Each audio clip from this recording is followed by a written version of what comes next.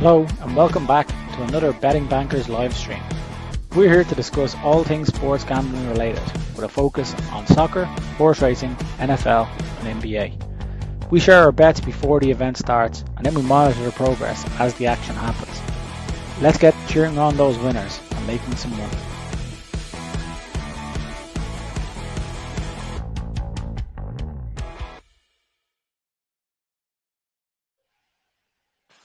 Hello and welcome back to another episode of the Betting Bankers. Tonight we're looking at a few different matches. Hello, Lee. Yeah, how are you, Mark Lee? I think a few of our viewers would have heard you and Slats already discussing the setting of tonight. It's just such a beautiful thing. That picture in the background just looks like a lot of. Yeah, it looks special. I like it. What is it? An elephant? 2 elephants. The elephant in the room, huh? God. Sorry about that. Got it in Africa, so. What did you? Big game hunting over there. No.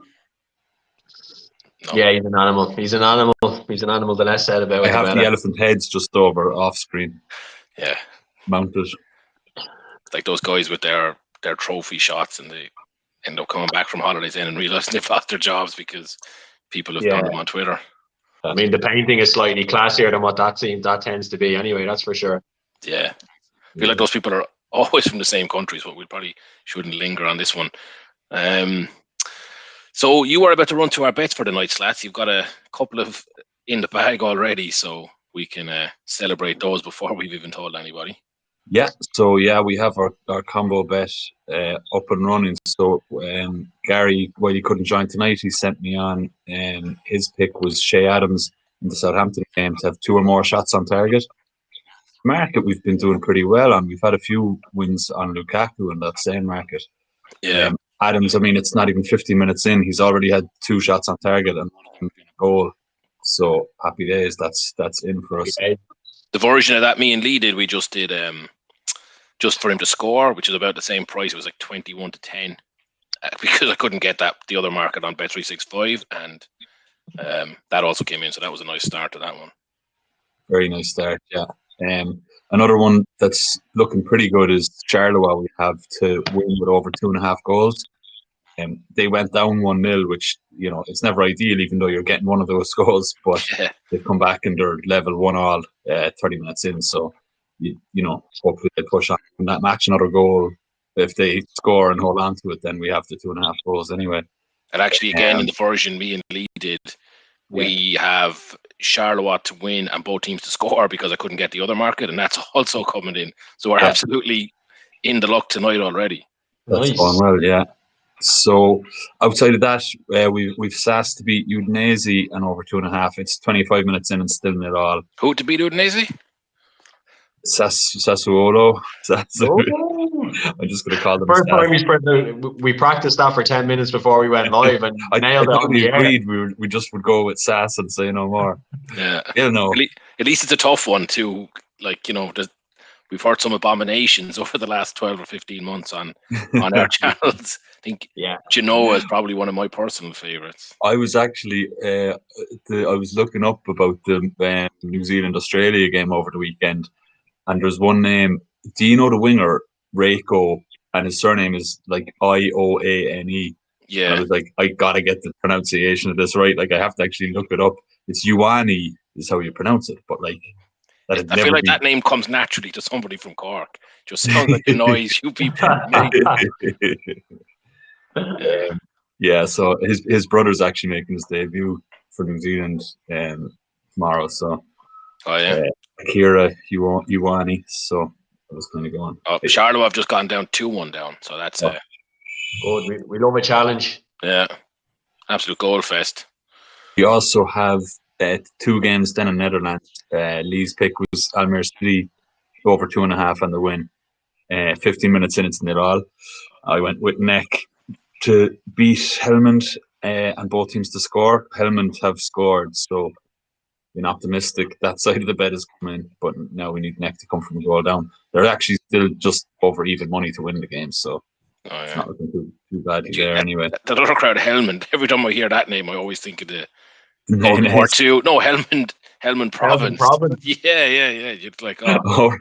some other poor. Anyway, we won't get into that, but yeah. So it's always my association with that name. I always just think of Hellman's. Hellman's mayonnaise. How are your go-ahead Eagles doing, Lee, this week? They're not playing tonight. They're playing over the weekend. So I'm going to give an update now later in the stream. The weekly go-ahead Eagles section is going to come later on. Yeah, I was watching last week. They nobody went ahead. I think crap 0-0. So I back goals in that match myself, and appropriately nobody went ahead. Yeah. All right, PK, how are you? PK. Hey, PK. Good afternoon. Are you with us for the long haul, PK? Jesus. Very good. Good stuff. Very good. Okay. I mean, like we have we're gonna have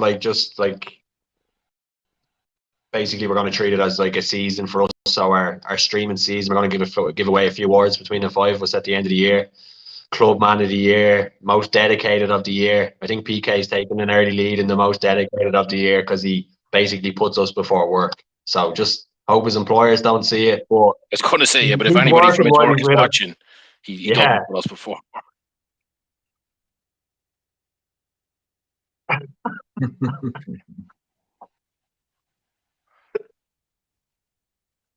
Yeah.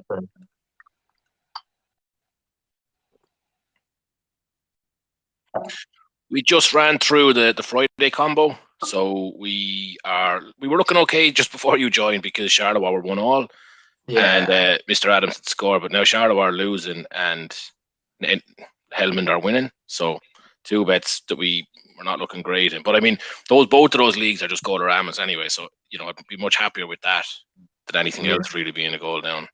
Not much happening. Sure. Yeah, unfortunately. You can see Necker on top of their game anyway, so I'm not too worried about the goal down.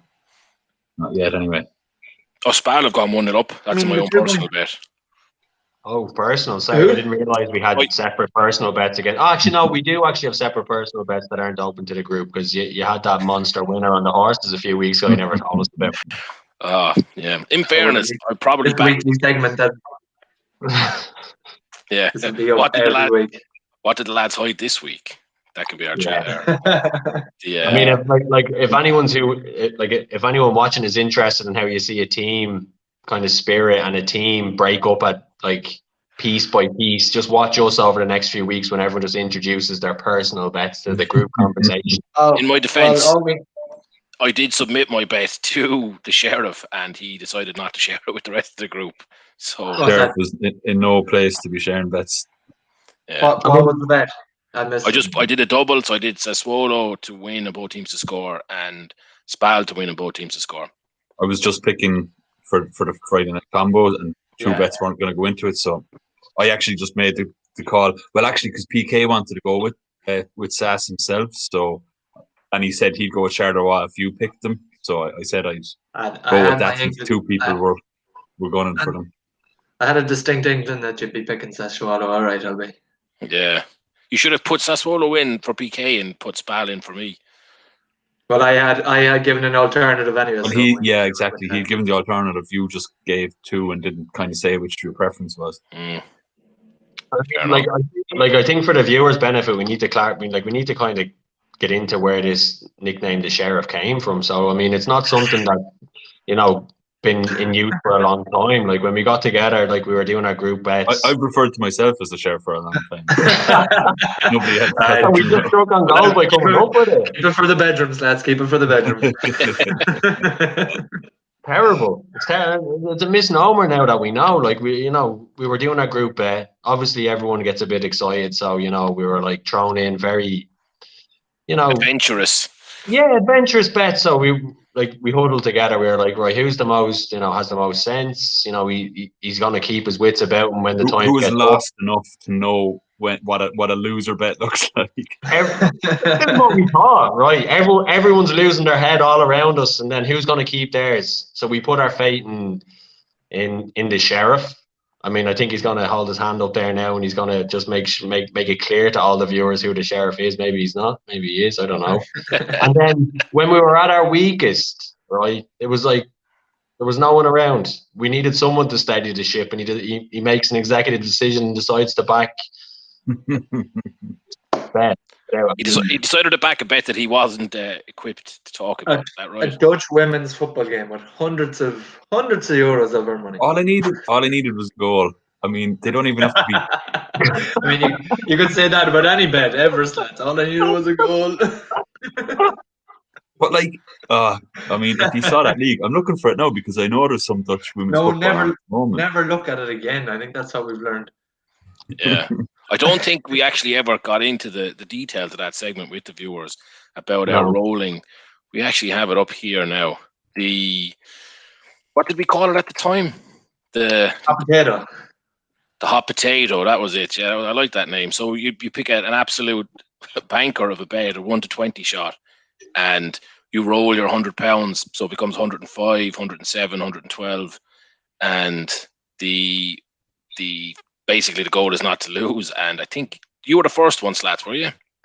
Yeah. Not something to lose yet. Yeah, with that we were about 20 bets in. We were up to about 250 quid, I think. Yeah, we'd all done around 4 rounds each, I think. Yeah. And then there was a crossed wire between myself and Mark Lee.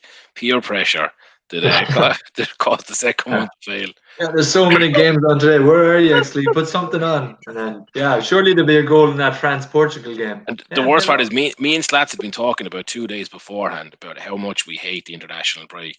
And I think I said France-Sweden, not France-Portugal. And I was like, you're backing all these matches, and then like you get a typical French somebody match that finishes 0-0. France-Iceland, I think you might have said. Oh yeah, France-Iceland, yeah. And just where you expect it to be a comfortable France win sort of thing. But that match, I watched the highlights back the next day, and there were so many chances in that game. Sickening. But yeah, I think the next time we pick up this hot potato, we have to have no sport, like, I don't want to say it, no leagues that we don't know the players, and certainly no internationals. The only soccer that I get on is leagues that I don't know players. When are we picking up the hot potato? Because I think we were all about poking after the sheriff's attempt. So like, are we repaired? It was your attempt that killed it off altogether. No, but that was just like when you have a very harsh time, and you kind of try and come back, but you're not really fully into it. It takes you a while to prepare emotionally. So I think we're back at it now. I mean, we're probably ready for. I think so. I mean, speaking of bets that we don't share, I actually did one myself. A roller from 100 quid, and I got up to $1,000. And with he told me about this one, Lee, when he was on about 850, and he was just on the home straight, hands over his head, celebrating his win. He texted me and said, "Oh, by the way, look what I'm after doing." So typical. I knew that, but I was a bit looser with the bets. I was doing a few, maybe a couple of 1 to 5s, 1 to 10s, that sort of thing. A lot of 1 to 20s, and got up to 1100. Took out $1,000. Started again, lost it, and then plowed about another 300 quid back in, and haven't been so successful. Did anyone else take out $1,000 recently? I don't think so. Nah, I don't think so. And come here, how did it feel to be taking out $1,000? I mean, that must be a nice feeling. Very nice. Yeah, except you have to get someone. Did you get someone to show you how to withdraw money? I have no idea how to withdraw money. I'm pretty sure 10 each way and an 8 to 1 horse would get pretty close to $1,000. That would PK, yeah, for sure. That was a cash bet, PK, so I had no withdrawals. Oh, right, so it's different. That's because even better. What I was going to say, when you're withdrawing computer, but you can see yours in your wallet. I see how it's different. Yeah, exactly. The mad thing is, hard cash handed over the counter. I actually couldn't fit it in my wallet. There was so much cash. I genuinely couldn't. So I got a load of just a line. I wouldn't even bend into his pocket. He was carrying it over his shoulder. Yeah, so got a sock drawer full of beautiful modern £20 notes. Oh God, kiss the queen. You're a scumbag, Albie. Yeah, look. Just to update, Neck have gone up or have equalised. They're 1-1 now. You call them Neck. Why not? If anyone the Netherlands watching, we do apologise for the pronunciation. I mean, that's not even pronunciation. It's just NEC, Yeah. Neck. Is Spal actually Spal? No, it's like the sport. It's like the sports and social committee type of name. I forget what the whole thing stands for. So it's the same thing. Like it's just you saying the. Yeah, but everyone, you ever listen to commentary and stuff, everyone always says NEC. Yeah. Yeah. Just weird. You never hear them call the next, like, whereas Baz really? is like, yeah. Who brought this fella into the group? He doesn't know what he's talking about. I've just done all the research by myself. I don't listen to commentators. And I had it like You when I don't even started watch the Dutch highlight show. Jesus, man. Can't be betting on that stuff. I the did not know roundup. there was such a thing. I would watch it, given the amount they bet in their bloody football. Theo Walcott long hair, man. Weird. Yeah, just all those Arsenal players who went up to like Everton and Southampton. I wouldn't even recognise them now when they play. Like another one, Iwobi. I saw him the other day, and somebody said his name. I was like, that can't be the same man. Wowby. I loved him. Yeah, you had a big mad thing for him, all right. I loved the Wowby. Ran riot against Barcelona one day, and then Yeah. never did anything else in his 500 other matches. Oh god, Who was that useless forward that Arsenal had there for a while? Shamak, No. Gervinho, Oh, it was it? Yeah. the forehead, the big massive Bit of an forehead. alien head, yeah. Yeah, geez, he's running riot now in the Serie A for Parma. Is he? Unbelievable, yeah. Well, he didn't get any all season until last week. He got 2 against Inter, didn't he? Yeah, Yeah. it really like. But he went. The chances he'd missed for Arsenal, it was incredible how. He was just such an athlete, but then, and I'd say he would have been good as any position other than a striker, but he just couldn't do anything with it. The amount of times he'd just run over the end line, he'd just be too fast and just couldn't slow down. Just run straight out for a goal kick. Quality. He was It would decent have been at during Roma, the though, period right? where I was learning never to include Arsenal in an accumulator. Oh, Yeah. yeah. Never. It's amazing when you look back on that team that was like Shamak, Gervinho, and like that they managed to actually get into the top 4. I don't know, was it Wenger's touch or was it the rest of the league was just so bad? But like now that team would be looking at probably like 12th in the table. Thinking, yeah, good times, huh? Good times. I have the Southampton Newcastle game on here beside me, so I'm just. How's it looking, PK, on that dodgy stream of yours? No, it's not dodgy at all. Southampton have been pretty much all over them, to be honest. Like, I feel like you think it's like a personal, like, we love to say your streams are not clear, and you take it as a personal slight when we say that. PK's waiting for the Canadian TV license people to storm the house. The Ryan squad are about to burst in the door, look. they don't even bother with that here, actually. It's all built into our taxes, because they know people won't pay it anyway. Yeah, they're right too. Should be.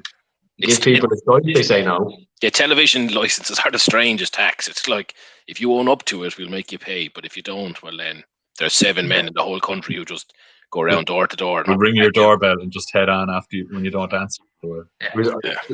There's no way they're making enough to pay their wages. Like that happened to me. The old place I used to live was an apartment block, and obviously, like the golden rule living in an apartment block is you don't open the door unless it's someone that's expected, right? So obviously, me being as sometimes a simpleton, like, let's be honest, and the door rang on a nice afternoon when I was in the apartment and opened the door, and who was the high-vis vest TV inspector?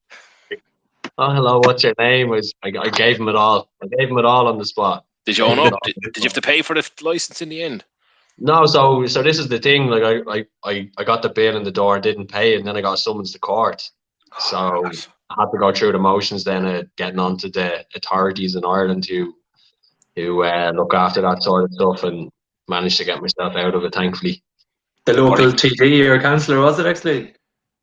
No, I just actually, in fairness, I just rang them and it was just like, to be honest, I just ignored it, and they were like, okay, like if you come up to us and pay today, we'll cancel the proceedings. So I was like, fair enough. Oh, you did actually have to pay, like you didn't get out of that part.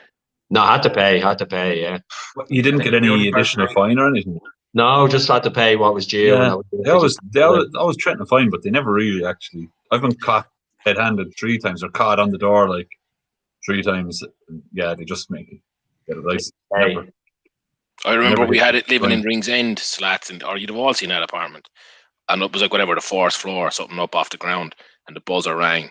I remember one of the flatmates, James, answered it. Your man was like, TV license inspector, and he just hung up on him. And the buzzer rang, I say, continually for 10 minutes, and nobody would answer it. They must get that the whole time. Just like, why would they say who it is? Surely what can they do? Like, I'm here to check your, I'm the plumber. Do you know what I mean? It's just like, the license inspector, can I come up? And he just didn't even say no, just hung back up and then just walked away. Oh, God, it must be an awful job to have to go around. Awful. Yeah. Look at the TV license inspectors who are watching the stream. Fair play to them. Them in They were traffic and what are they? Set to the Parking. campers. Yeah. I wonder do they have like a big Christmas party together? All those jobs Yeah, they do, nobody yeah. else wants to see. Yeah, but like TV license just doesn't make any sense. At least the other ones kind of pay for themselves. TV license is just manic. Like it's Over just like, here, you can make a self-declaration online to say that you don't need one because you don't have the BBC or whatever. And I didn't have a TV when I first drove, so I filled it in and sent it off. And you get an email off them every 6 months, like, "Are you sure you still don't need one?" You're like, I wonder does anyone ever reply to that and go, "Actually, yeah, sorry, I owe you." Now I do. Yeah, I've got one. Yeah. How do you say Where do I it? pay? Do you know? Can I backdate it for 4 months as well? Because I haven't. yeah. I owe you guys. Oh yeah, a year's TV license, by the way. But that does happen. Like if you have a TV license, say from January to January, and then you don't pay next year, and then you pay in March, they'll backdate it to January. The same. If they knock at your door like in January and you don't make your way down to the post office till March, it's from the day they knock on your door and get your name off you that they start. Yeah. That's all I had to pay was the extra 4 or 5 months that I was in the first place. Nice. But like, here's the weird thing: like in England, like at least with the BBC or whatever in Britain, you don't have any ads, right? In Ireland, you're still filled with ads. They still have loads of like ad revenue coming in. Like it's just a complete. There should be no TV license in Ireland. It's a disgrace. Like, and it's not even like with the BBC. They've got David Attenborough, whatever that thing is called, Blue Planet, and they go off and they make these really good shows. Like most of the shows on RTE. Funding, like. Most of the shows on RTE are just like 3 seasons of American television ago put on. You're like, why am I paying a tax for people to watch it? Sitting in a studio, an RTE studio, talking to someone else, like just. Yeah. And I'm becoming one of those American-style libertarians where there should be no government, no tax is my main gripe now at the minute. Get rid of them all. I don't want the services, but I'm not paying for them either. Keep it. That's because I'm currently at an age category where I'm not really likely to be taking any of the services anyway. So I want to self-exclude from that. Anyway, so just for everyone, the little tech podcast launched yet. Yeah, it'll be a political one. Although, Mark Lee, you were a bit hard to hear there. Just not sure if that was just me or was that everybody. Yeah, no, I couldn't hear really. Oh, now you're silent. It's like a silent movie. You have to act out to us what you're trying to say. Check it out. That was good. Yeah. So you how's your bet looking, PK? Or did you get anything on? I did the group one obviously, and then I actually had Sassuolo just to win it. They were evens when I took them last night. I seen this morning they went out to 13-10 somehow. Those Italian. As I said, I go, if a price is too good to be true in Italy, I go, there's definitely something to it, right? Because when you look through it, like that price for them at home makes no sense. Yeah. Just doesn't. So there's something I'm missing, or it's just this whole Italian football curse. And then I put in Charleroi as well. Both teams to score. That was a 6-1 double, but both are not looking great at the moment. That Charleroi match though had 20 left in it, so I'll be okay with that. It's half time. I'm okay with it too, but like. Yeah. You're still confident there'll be 3 goals in the second half? We don't need 3, just need 2. The SAS game? Oh, the SAS game. Oh, I'd still have faith. I'd still have a realistic hope at 60 minutes. Those games Sassuolo games are just mad. Yeah, I was expecting goals just sitting on game in the first half. Doesn't look like there's that much going on in it, but it could spark. Udinese haven't even had an attempt on goal, which wouldn't necessarily kill us, but you'd want them involved to get a 2-1 or something. Yeah. That's actually what you want. That was a really early Udinese goal in the second half. Yeah, I mean, your game isn't at all. Just been like 7 shots on target. 3 from one team, 4 from the other. So it's looking pretty decent still. But yeah, the SAS game doesn't look like there's much going on. I'm just going to call it the Udinese game.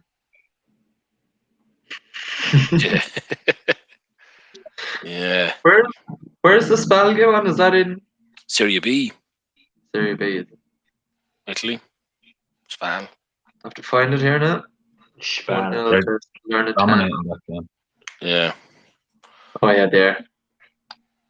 At least now we know what it's like when Mark Lee gives you the silent treatment, because we're getting a pretty good approximation out here. Is it still silent now? Is it or no? No, No, that's Oh, actually there he perfect. is. Oh, perfect. Oh, perfect. You're back. I'd Nice never one. want anyone to think I was giving them the silent treatment unless I meant it, which I often mean it. Yeah, a weekly thing. Yeah, Friday Bet's not looking too bad. I wasn't sure what the end of that sentence was going to A be. weekly, thing, yeah. Oh God, yeah, our 10 to 10K, that other little special that we had going for a while, took a turn for the worse. We got up as far as bet 2, so we did 2 evens betting, 1 winner and 1 loser. It's about right. But we did make a silly mistake in going with Reading twice. I think we need to diversify our bets a little bit. It's never double dip.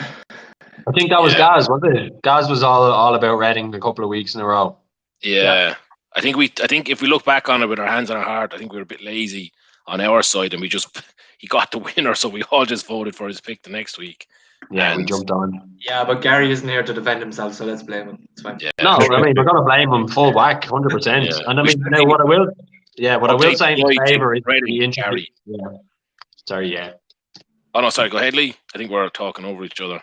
Yeah, that was my fault. Sorry, I got too excited trying to give Gary credit for once because, there's not much we can give him credit for in the betting world. But, it was, he has introduced us to the certain shots over, which seems to be a good avenue to be pursuing, and particularly after tonight's bet, which is way tip of the hat. Yeah, it's probably the only one that's going to win tonight. Great shout. I came in after 10 minutes or so. Yeah, it was actually in the same phase. So Che Adams had a shot saved, and then the ball went out the right wing, came back into him, and he scored. So 7 or 8 minutes. Oh yeah. I think he's had 4 shots on target in the first half. Do you remember, Slats? I sent you on my same game multi for the Milan derby a few weeks ago, and I had Ibrahimovic to have 2 shots on target and to score, and he had a penalty, took it, it was saved, and he buried the rebound. So in the 2 shots and the goal all came into one thing. It was absolute class. Oh my God. It's unbelievable. But I had 5 other legs in that bet, and none of them came in either. So that was about 6 minutes into the match. I was like, I'm winning £15,000 on this game, and then nothing else happened. But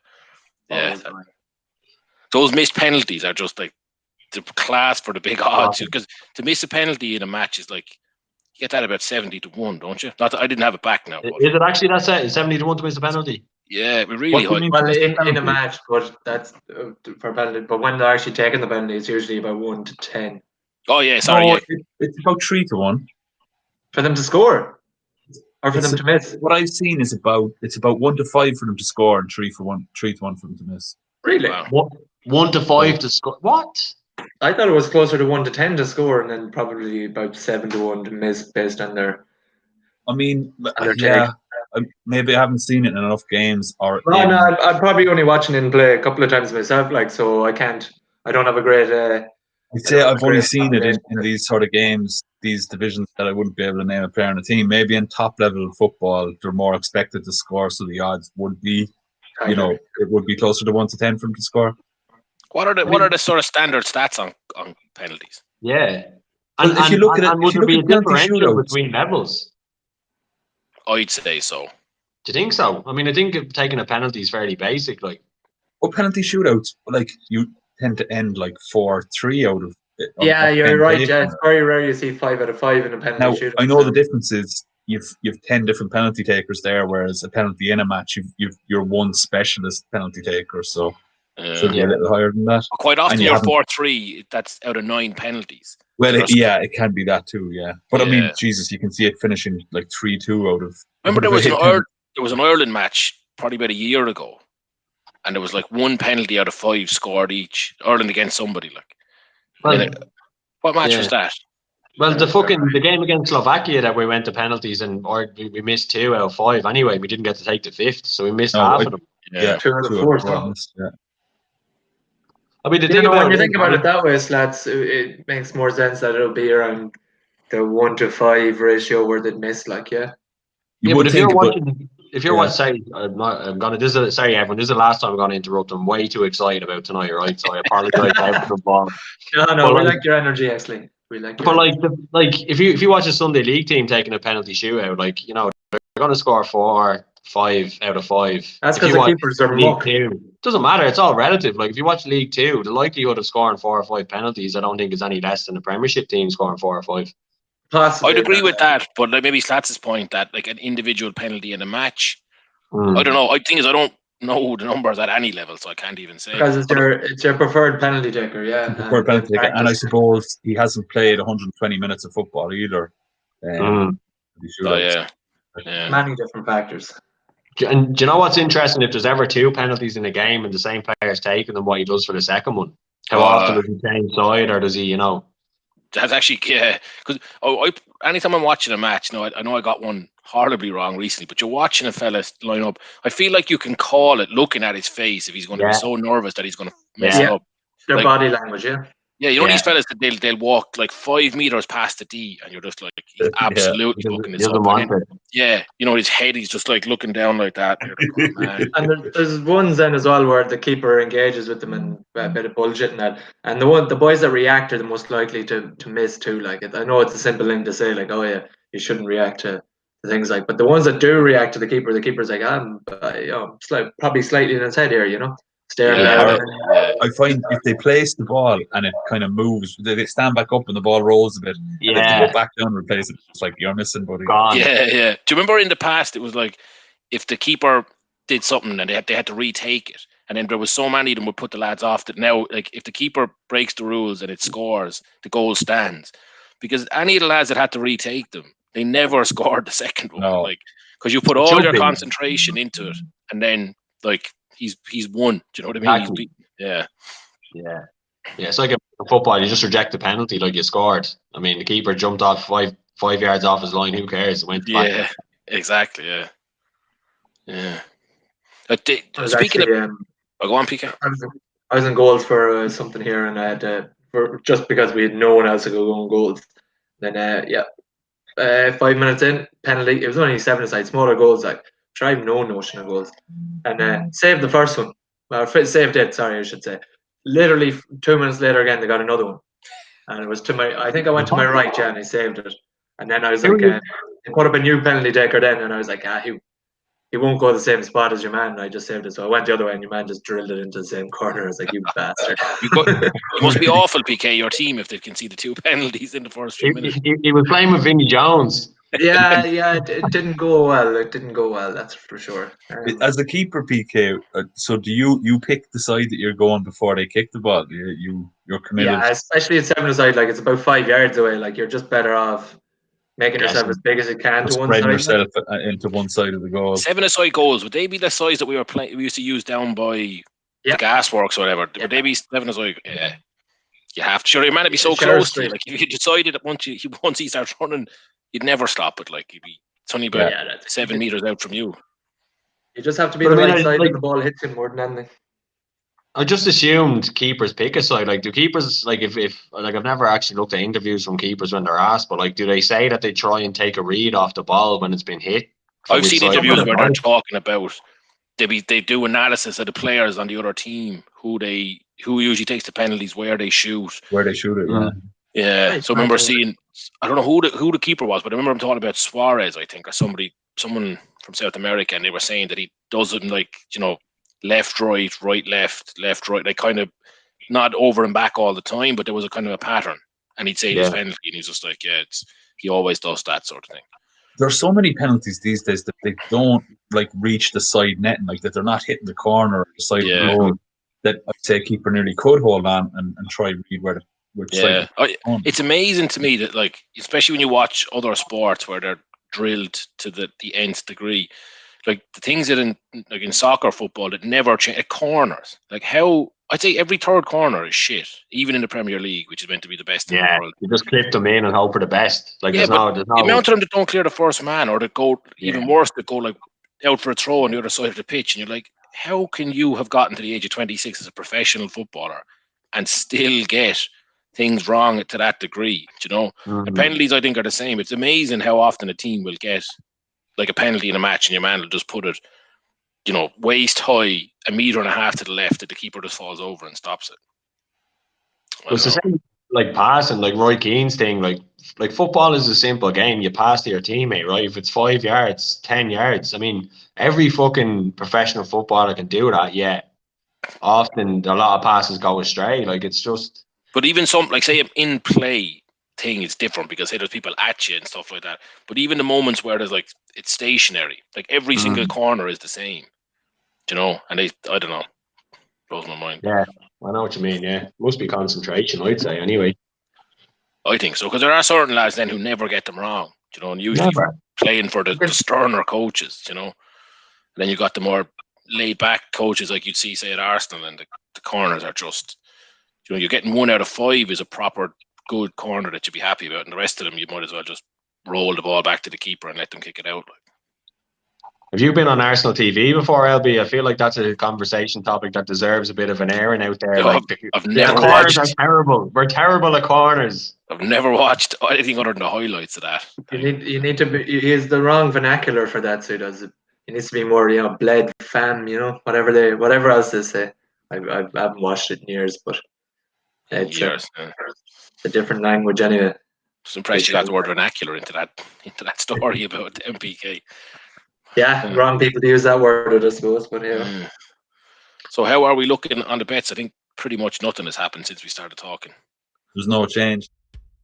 They just started, and as you were talking about corners, they had a corner and hit it, a pretty well hit into the box, pretty much to the feet of a Charleroi player, and he just fumbled around with it, and the defender just cleared it out of him. It is like corners; they just nothing comes from them, like 99% of the time. Yeah, I was actually going to mention when Lee asked. We seem to have lost Mark Lee now entirely, but when he had mentioned the leagues and the different levels, there's different things happen. Penalties at Premier League versus lower league and stuff. And that book that I always refer to, there's basically no statistical difference across football leagues, like country and standard. Like the patterns are still the same in terms of how. Yeah. So I can't remember specifically about penalties. I mean, I suppose you're pitting the same level of attack versus defense at each, you know what I mean, at each different standard. Like, I imagine in certain leagues though, there's more goals than others though, because just the. But even there's not. Like, you're telling me there's not more goals in the Dutch second division than a standard league. Than the Greek first division. Well, okay, you get the odd outlier, but generally speaking, there's not. I'll send it on, PK, and let you write to the author and tell him he's wrong. Not just some hack like me who's just remembering something. I'm not going to argue with anyone who's done. Launched the ball over the crossbar. Who? Charleroi player. Sack him. Don't ask me to name him. Just I can tell you his number if you want. Sack him. Not good enough. Yeah. Yeah, it's 1-0 I know we don't have anything on that, but 1-0 in Southampton, Newcastle. Southampton are just dominating, to be honest. I read that they're going to drop this pay-per-view carry on anyway. They've decided. Oh, really? Yeah. Because there was so much fuss in the, I suppose, on social media about it, is it? Yeah, but did you see the thing with the Newcastle fans? And every time they play, they won't pay for the match, but they all donate money. They all donate £15 to some charity. Liverpool fans did that too. Yeah, generally, if you, I don't know. Anyway, yeah. So they. I mean, they get people to play a $5 a game. Like, you're not going to get people to pay a game. Yeah, it just there's so much TV money. I think it just kind of smacked of greed. Like if you could do it for every game, like get rid of Sky, get rid of BT, and you just pay £15 for the game you want, I think people would be okay with it. But what's happening is that fans are being made pay their season ticket, otherwise they're out of it. You have to pay Sky to get half your team, quarter of the matches. Pay BT to get another quarter, and then there's all the 3 o'clocks aren't on TV. And then if you want to watch a different game, you got to pay £15 per game. It's just insane, Yeah. So, yeah. It is.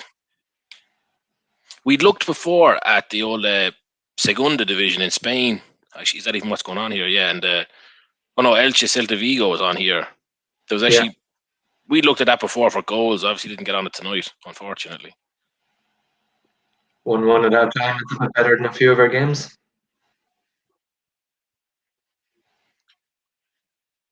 Oh, we noticed. Don't worry. Yeah, we'd seen that you had gone, and now that you are back. You're back in audio only, as far as I can tell. No, I can see on camera, but that's no good. We actually all got a chance to talk there, actually, when you were gone. It was magical. Not a single interruption. I don't want to kill your enthusiasm, to be honestly. I'll let you go ahead. No, I'm a big fan of it. Speaking of enthusiasm, surely Lennon has to be gone from Celtic, right? That was one of the worst performances I've ever seen in my life last night, I think. It was dire. Like Sparta Prague missing 7 starting players. Yeah. And in Celtic Park, like that's crazy. It was dire. I mean, the whole, and this is What was it, Lee? Sorry, which one? No, nothing. Never mind. It was an ill-timed joke. Oh, it was dire. It was dire. Yeah, it was dire. Like, and that's been the problem with them Celtic for the last while. It's just been like a complete lack of fucking energy, a complete lack of passion. Like going back to the game against Rangers, they were awful, and Rangers fair play won fair and square, but like there was no passion, there was no drive. Like they were absolutely terrible. Those goals they conceded, certainly the first goal they conceded against Rangers, is the worst I've seen Celtic in during their winning streak, like in the last good few years. It was absolutely terrible, and they have been for the last few weeks. But they're like, what they tried to do, like they're playing 3 at the back now with wing backs, right? Yeah, Jeremy Frimpong, fantastic fucking young player, great character, great atmosphere, great mentality. Like it's like they've almost changed the system to include these. They signed a guy off AC Milan on loan, but they're playing 3 at the back, right? And as a centre half, playing in a back 3 is always difficult, right? You need pace, you need great fucking position, you need to be very comfortable. They signed Shane Duffy, right? Shane Duffy is not a fucking centre half who plays in a back 3, right? He's an old school centre half, needs to play in a back 4, just wins ball, and he's been terrible since he signed for Celtic. Terrible. And I'm not saying but like playing with a back 3 with him and like Ajer, another young guy, but he's good. But I don't know. I just don't like the way they're doing it that way at all. This back 3 stuff as well, and I know it was nearly the other way at Arsenal. They had players who were suited to a back 3 that they would put them in a back 4 and stuff. It's amazing that it seems to be so often managers will make that choice and then just kind of, well, I've made my choice now, so you have to adjust to it, even though the players are visibly struggling to adjust. Yeah.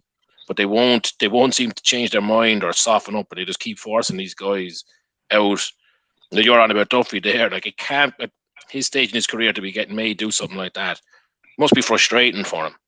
It must be. I mean, I'd love to know what they discussed when he signed. I mean, was he aware of what they were going to ask him to do? I think they'd get into that detail, wouldn't you? Yeah, because he's been set up to fail at the moment, because he's not a ball playing centre half. Like he's old school. He win the ball. He's great in the air. But like, I don't know. Like, I'm never a fan of back 3s anyway. I think it's very difficult to make it work. Like, it needs to, like, it's like a back 4 is like your textbook defensive formation. Like midfield up front, you can make these things, but like the balance of a back 4 and having the support from like pacey fullbacks. Like they can cover a lot of mistakes from the centre halves, like that you can't do in a back 5, or let's say 3 centre halves with 2 wing backs who are gone. Yeah, no, it's Duffy has looked really bad since he went to Celtic, and it's bad. Like I think they need to cut their losses at this stage with Lennon. To be honest, like I mean, as much as Lennon is a Celtic man, like sentiment doesn't matter this season, like we've discussed in the past with what's on the line. And how they've been destroyed in Europe is a fucking joke, in fairness. They're getting unragged all right, aren't they? Yeah. Can they recover from that, do you think, with him still at the helm? I mean, I don't know. Like, I mean, he's like his interview after the game the other night, like he was, like he was visibly pissed off, obviously, but he was clearly putting it putting the responsibility for that lack of passion on the player's door. But like, for me, at the end of the day, like a manager can't play the game, right? A manager needs to set the environment and the atmosphere in the dressing room. And he basically said there was a problem with the culture in the dressing room. That's clearly what he said. Now, if he's saying that, for me, that's his responsibility to make sure the culture in the dressing room. That phrase that they use, he's lost the dressing room. It sounds like he's saying he lost the dressing room. Yeah, well, he said there was a problem with the culture. What's this? He said there was a problem with the culture. Sorry, PK. Charlo have gone 2-2. Brilliant. So we're back. Would you believe from a corner? told you they never. I was going to say, but I didn't want to interrupt Mark's impassioned speech. But they had a corner a few minutes ago, and they set up the lads in the box set up like a conga line, with their hands on the hips of the person in front of them, and just broke away as the ball was being kicked. And it was good to see something a bit inventive, and it made it look like the corner. It made it look a bit more dangerous than most corners because the defense didn't really know what to do. So all the players on the same teams lined up like that? On the attacking team, lined up in a conga line, and then they all broke to where they wanted to be, and the defense didn't know whether to mark space or mark players. Good. Now they didn't do that for the corner that they scored from. But, all right, you should have left that bit out. Yeah. Also, I'd like to mention I only knew it was Charleroi because yellow red Michelin were wearing a yellow and red jersey. So nice. Wow. I think every team now should just be called the colour of their jersey. It's like Pro Evolution back when they didn't have the right. Yeah, North London red and West London blue. But it says KV on their name. Is that what I don't know what yellow is in Belgian, whatever language that is? Is it French or Belgian or what? Not Belgian anyway. Yeah, Belgian or French or Belgian or Dutch, French or Dutch. But just to round off your point, Lee, on the other one, like about losing the dressing room and the managers and all that, like I think Ferguson probably the best ever at that type of thing. And as soon as someone looked to wobble from what he wanted, just gone. That's it. Just sell them, move them on. Yeah, if you're not buying into the coach's idea or the system, then they shouldn't have them around the team. Like you set the tone. You set the tone, right? And to be honest, I think I think it's oversold what at that level what a manager can do for players. Like you sign a professional player, right? He is what he is. Yeah, you can coach him in training. You can throw on stuff from the sideline during a game if you see something tactically. But at the end of the day, those players are working, right? They need to have that fucking they need to know that if they don't perform, there's repercussions in a way. Like they need to take it seriously, and I don't know. The manager that sets that. Pogba United is case one. Yeah, right? exactly. Did you see the Roy Keane rant? Was it last weekend or the weekend before? The rant actually makes it sound worse.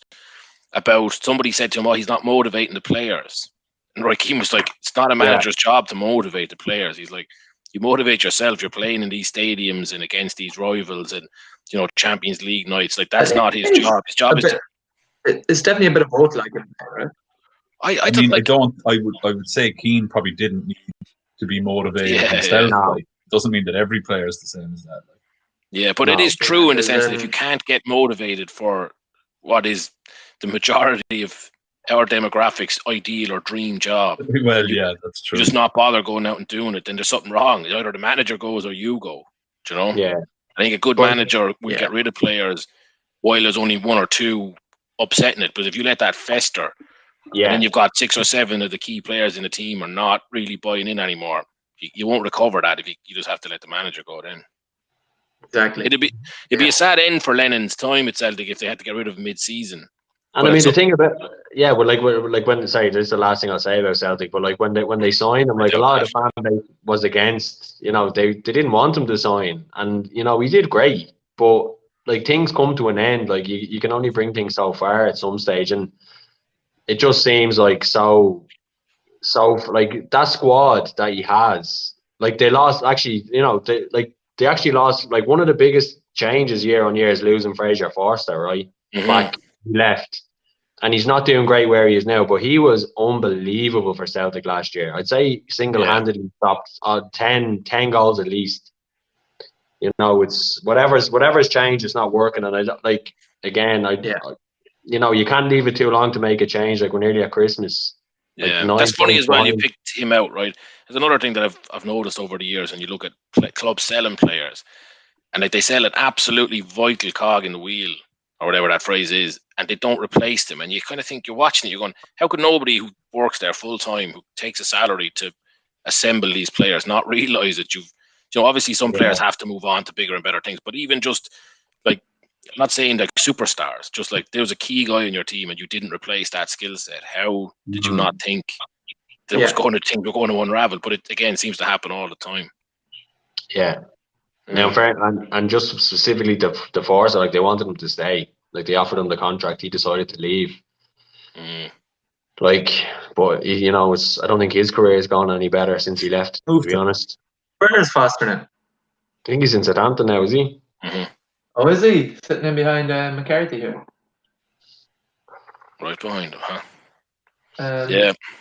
That's another one as well. You do see a lot of players and they jump the gun and then maybe they look back on it, mightn't have been the best move. They were discussing it on Sky the other night. Vardy not leaving Leicester when he had those chances. Great decision, though. Yeah, they were saying how happy must he be now. Great decision. His career probably would have not fallen apart, but like would it have continued? Probably not the way it is now. So but you see it so much, like especially from like so many players who achieved at Celtic, tried to go down to England, had no career, right? So like Sean, like the earliest one I can remember was Sean Maloney, who was like a prodigy at Celtic, moved down to the Premiership, disappeared, right? Aidan McGee, a few years at Aston Villa. I know he didn't go to the heights you would have thought, but I wouldn't say he disappeared. Well, I mean, he floundered as far as I could see. Like, I mean, okay, right. Yeah. He wasn't the prodigy you thought he was going to be, I suppose. But a lot of players are like that too. I know you're going down McGeady, Liam Miller. Loads of them. Well, but then there's always Virgil van Dijk. Big Virgil, yeah. There's obviously the exceptions. Like another one is like Victor Wanyama. Victor Wanyama was a fucking an animal, right? I remember everybody trying to sign him or talking about trying to sign him at the time. Is he playing for Chicago or someone now? Or he's playing with a team in the MLS, isn't he? I don't know where the fuck he is. Oh, Montreal. I think he's with Montreal Impact.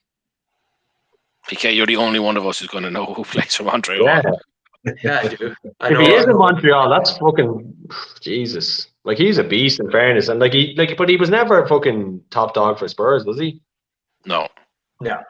He had one season where he was starter a few years ago. Yeah, he played well for them, and he had a few but he was never their main guy. Yeah. Yeah. Okay. So we move on from Celtic anyway. Give Slats something to Slats loves Celtic, by the way. It's like Slats is our rugby man primarily, but I know he wears the Celtic jerseys around the house and has the kids in Celtic kits. I hope he has his half and half Celtic Glasgow Warriors jersey. I think you're mixing them up with the Shamrock Rovers kit he has on them. I remember we had a night leagues team and we'd buy a jersey, get a jersey for everyone on the team every season. Like just pick a club and buy their jersey. Like we had Deportivo La Corona and that sort of thing. A mixture between being a bit original and also just getting a jersey as well. Like, and then the lads showed up one day, Gary actually, with 11 of those like kind of golden yellow Celtic jersey. It was an away jersey, probably about 10 years ago. Yeah, I remember it well. Yeah, it was an awful jersey. I wore it with shame. Beautiful plats. I wore it with shame. Oh God! Who was the sponsor on that one? Is that Carlin?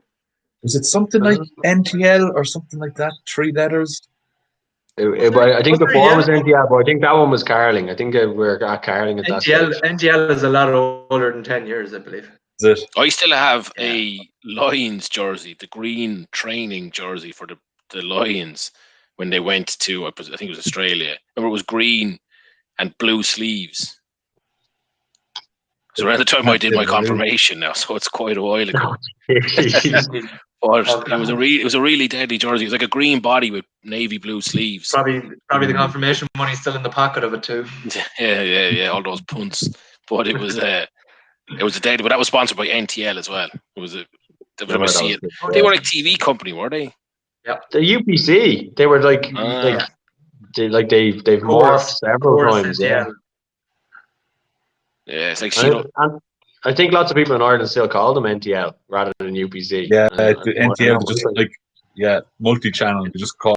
People called it Telecom Éireann for absolutely ages after they changed to Aircom.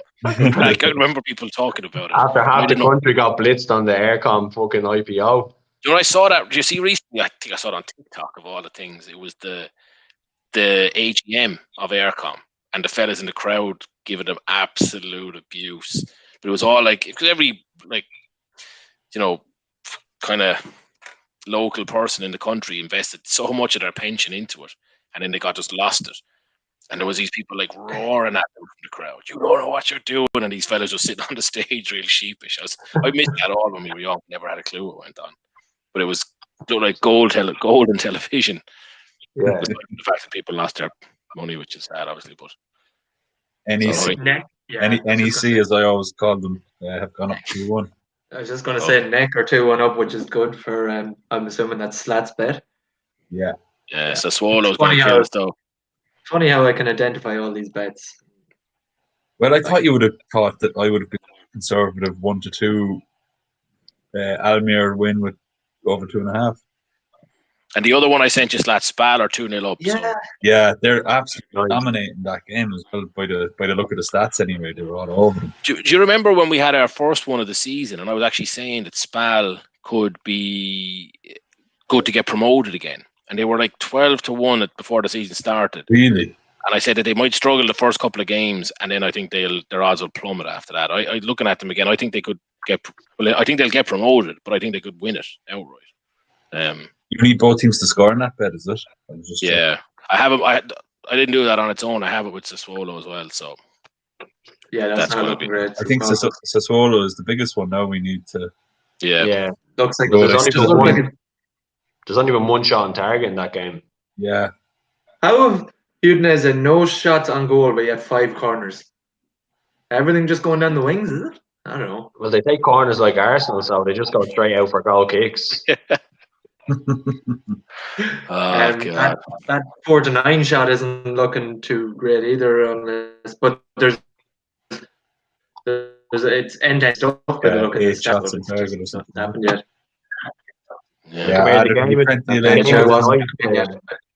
The Southampton game is Southampton Newcastle seems to be like Southampton seem to be all over them. Yeah, looking at the stats. They nearly had another one there, kind of cleared off the line. You're watching that. Newcastle haven't created anything, but Southampton are dominating. It's that time of the night, boys. I'm gonna have a look at Charleroi to win and play. Are you going in the money? Are you going in play? Could be. I'm just gonna have a look at what price there, and if I can get my Bet365 to load here.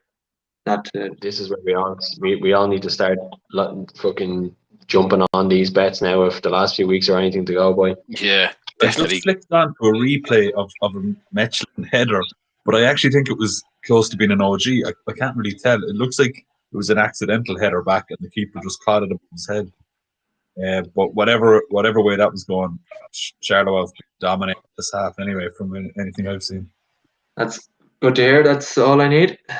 I mean, it's not often you have a header as the core of any highlight, so it's. I mean, unless of course it's a goal, obviously, but it's either a goal. They're 5-2 on Bet365 here to win, having come back to 2-2 and from 2-1. Yeah. No, they're not dominating on stats, but Slats has a view there. No, I was looking at the stats as well, and the stats don't match how the game is panning out. Like, so the most likely winner you're saying is Charleroi. Yeah, the corners. Yeah, well, they're 5 corners to 1, which is And if you look, actually, the attacks, they're 50 attacks to 30. Are we gonna lump? I'm thinking. I know about lump, but 5-2 is worth a little sneak peek, I think. Yeah, you're saying put the bank on a PK. Is that what you're saying? I would never like it.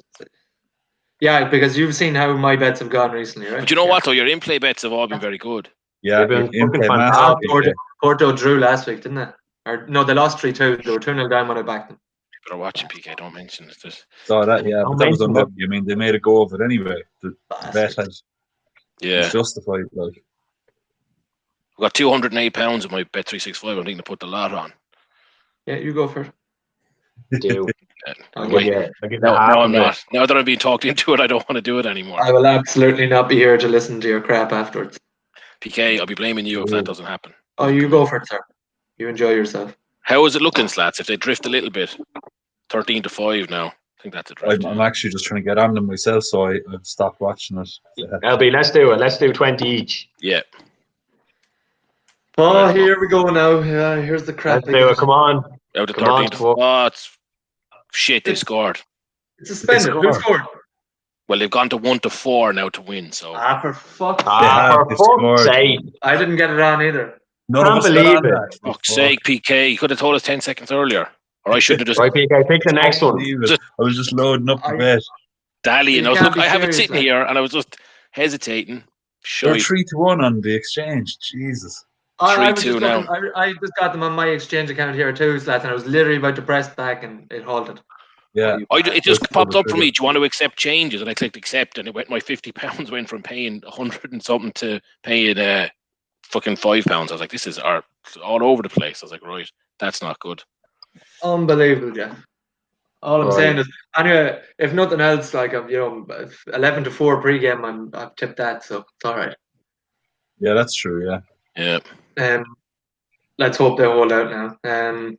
Just need. That would have been epic if we'd to be on that. If we'd to be on that 30 seconds Yeah. earlier, like, would be It absolute. would have been epic. If this Sassuolo game lights up, which I said to you, Slats, I'd be still happy 60 minutes in. Good. We'd be actually looking great. Yeah, we could do it a few goals now in Almere game as well. But again, like those Dutch games can have a lot of late goals. So if Sassuolo win, and Charles staying front, I'll have my 6-1 double that I sent on my 2 selections onto you, Slats. So I'll be okay with that. that'd be good. Yeah. But a big if there now. It's Sassuolo who doesn't seem to do much happening in that game. No. Are you watching the game or just watching the stats? I can watch the game now, like if I want, but I've had the Southampton game on here. They can't do it. Be awesome. Yeah, I'll just throw it on here around the You corner. have every game possible available to watch. Like You should have. Or he seems to have every night we're on. He's like, yeah, no, I'm not watching this. I'm watching that. Could you watch that? Yeah, no, I could watch that if I wanted to. Yeah. but it's not a dodgy box. Definitely not a dodgy box though. Listen, guys. If I could be if I had any choice, I'd be watching the I'm Belgian flustered game. now, PK. That's definitely a sign that it's a dodgy box. I mean, I'm glad you're looking at the TV because I keep thinking you're looking at someone to burst in your bed in your room door. I used to think that as well. Like he went like this at one point. He went, and looked That's over like that. I thought someone had scored. Yeah, there'd be something. The TV license guys at the door. It's not even my TV. You're there watching soccer on it at the time. Yeah, wearing his Montreal Impact T-shirt. Fuck Montreal Impact. It's all about TFC, man. TFC. I don't even have a jersey for them though. I don't believe you. Toronto Football Club. Toronto Football Club. The best team in the MLS, man. Won it 3 years ago. Lost in the final last year. Are they playing at the moment in the MLS or what's It doesn't sound like the best team to me. Yeah, it does. It's the MLS is the same as all American sports. It's they have salary caps and all that stuff. So if you can stay consistently good, you're doing pretty well. And how's Miami FC getting on? Not great. Let me just put up some stats here if I can. Who's their star player? Like each team has a salary cap bounce. They can just sign whoever they want. Two or three over to a certain degree, I think, and then there's a limit on foreign players and all this stuff too. Is there a limit on foreign players? I thought they were desperate to get them in. Was that's all gone? Is it? No, you're allowed. Like they're allowed plenty, but there's some sort of limit there as well. I suppose they don't want to make the mistake. Like they want to get the superstars in, but they don't want to be just taking in your bog standard Premier League rejects and keeping out young local players. I'm watching this. Sassuolo are getting a little bit more into it. Inter Miami are. I think we should lump on ball, to be honest. Lump on who? The SAS, just because we're talking about it so much. Chaser losses. Or imaginary losses. We have a corner here now, so let's see if they do Slats' Congo. The Congo corner. It's taking off. They're all at it. Come here, PK. I actually meant to ask you about Inter Miami. Fucking Beckham's club, and I just looked at the roster here, and the players. I just saw the jersey. The jersey is slick. Yeah, Inter Miami, it really is. I actually thought about getting one, but you just look like such a bell end if you had one. But it's slick. Like I nearly would buy one myself. Yeah. Do you see who beat them in their latest game? No, I haven't. I know nothing about it. The big TFC. They have Higuain playing for them. Yeah, but he's Matuidi. He doesn't count. Plays Matuidi as well. I didn't know he went there. No. Yeah. Yeah, but I can't name any other defenders. Well, they're all Spanish anyway, or of Spanish heritage. Yeah, there's a lot of Argentinians in the squad actually. Jay Jesus, Chapman. He used to be a TFC. Who is this? No, just someone in the squad. I'm just having a look. But You- they're you- crap. They're third bottom of the Eastern Conference. Like they're not going to make the playoffs. They're only getting warmed up. A couple more seasons under the belt, and then they'll be flying. Who's our team in the MLS? I know we're starting to find a few teams. So go ahead, Eagles in the Dutch fucking first division. I remember watching a thing about Atlanta and thinking that I liked them for some reason. They're shit. They're only around a few years, and they won it actually in like their second season, I think. But now So they're shit. Toronto win it and they're great, and then Atlanta win it and it makes them shit. I don't understand this at all, PK. Yeah, that's what I mean. That's why Toronto are good. They've stayed consistently very good. Atlanta now are gone to crap 2 seasons. No, what I was reading about them was that they had like a good fan base and stuff like that. Yeah, they play in that. I think they play in the football stadium. Not the They do, yeah. What's it called? The Allianz? No, it's not an Allianz Arena. Mercedes-Benz Arena. Oh, it's a Mercedes- penalty to Sassuolo. No, did you get on it? No, but we can lump on the penalty at Please. 1 to 5. Let me check the odds now that we have it. Yeah, let me see. I have it open here. Let me see. Does it have anything on? Wow. Petri? Like that's 2 in the running bets tonight we've missed out on. And they were 10 to 3 as well. This is So that's two 3 to 1 shots we've missed pretty much. Yeah, 12 to 1. Well, she would have been 13 to 1 to double there. But it probably would have been 12 because we'd have backed it a few minutes ago. Oh no, they didn't give a corner. They didn't give a corner. This is VAR, Albion. That didn't look like a penalty to me. See, it's still suspended. Maybe it's not given. So I just saw the guys complaining to the ref and the ref pointing. I'm back. Can we jump on them now? Yeah, 7 to 2. Yeah, I no, don't it's- want to go through that feeling for a third time. I'm backing them. You're going on. LB, do it. Go on. 2 of us. I'm getting nearly 4 to 1. I'm just throwing a tenner on them. You're getting 4 to 1. I'm only getting 10 to 3 here. No, nearly 4 to 1. It's on the exchange. Round up. I'm getting 5 to 1. I'm getting 36 back off my tenner, so whatever. It's just over 7 to 2 actually. What's this tenor here paying? 43. Well, I have a feeling like when we get these streams going every Friday, the bets in advance are great, but we're gonna end up just being dogs for in the running bets in future. Yeah. Yeah. It's probably the best way to bet, really, because you can tell a lot more. You know, But you've if we got your get on- pre-game stats, but your in-game stats can be crucial too, or if you're watching a match especially. If we'd get on Charlwell, we would have covered our night easy, you know. Yeah. Now I say that, and they'll probably concede an equaliser now, but it's the notion of it. I mean, of course. Right, I put 20 on for each of us, Lee. I think. Right. I think back to your point, Mark Lee, about needing to have an MLS team, and I think I'm here protesting. Trying to tell you how good TFC are, and you're just ignoring me, No, I am. I mean, I'm on the MLS website here, and I have all the club crests, and I'm hovering over each of them, and just none of them are jumping out at me. I've always had a soft spot for Chicago in every sport. So Schweinsteiger went there. They're shite. Chicago Fire. do you remember that clip when Schweinsteiger was there, and your man asking him, "Do you think now that you're here that we can Chicago will win the World Cup?" And he just looks at him, and he looks to the translator, and the coach is like, "No, we're not what?" And he's like, "Do you think now that we have you, Sebastian, that we have a chance to win the World Cup with Chicago?" And he just looks at him, and he looks ahead, looks to the side, and he's like, "No." And then the man's like, he's like, "Do you mean the club World Cup?" And he's like, No, the World Cup. Can we win the World Cup now that you're here? And he's just like, no. And it's so bad. Well, speaking, actually, the World Cup is here in 2026. So if you're, that's Canada, Mexico, and America. The 3 of them. Canada qualified for the World Cup because we're hosting. If you want to come over, guys, you know where I am. I'll be there for it anyway because there's a load of matches in Mexico. 2026. Yeah, 38.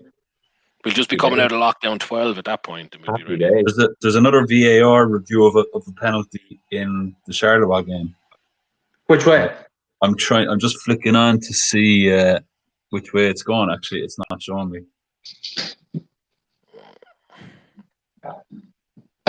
So the 2 teams that are jumping out at me are, first of all, Nashville, because they're a single name team.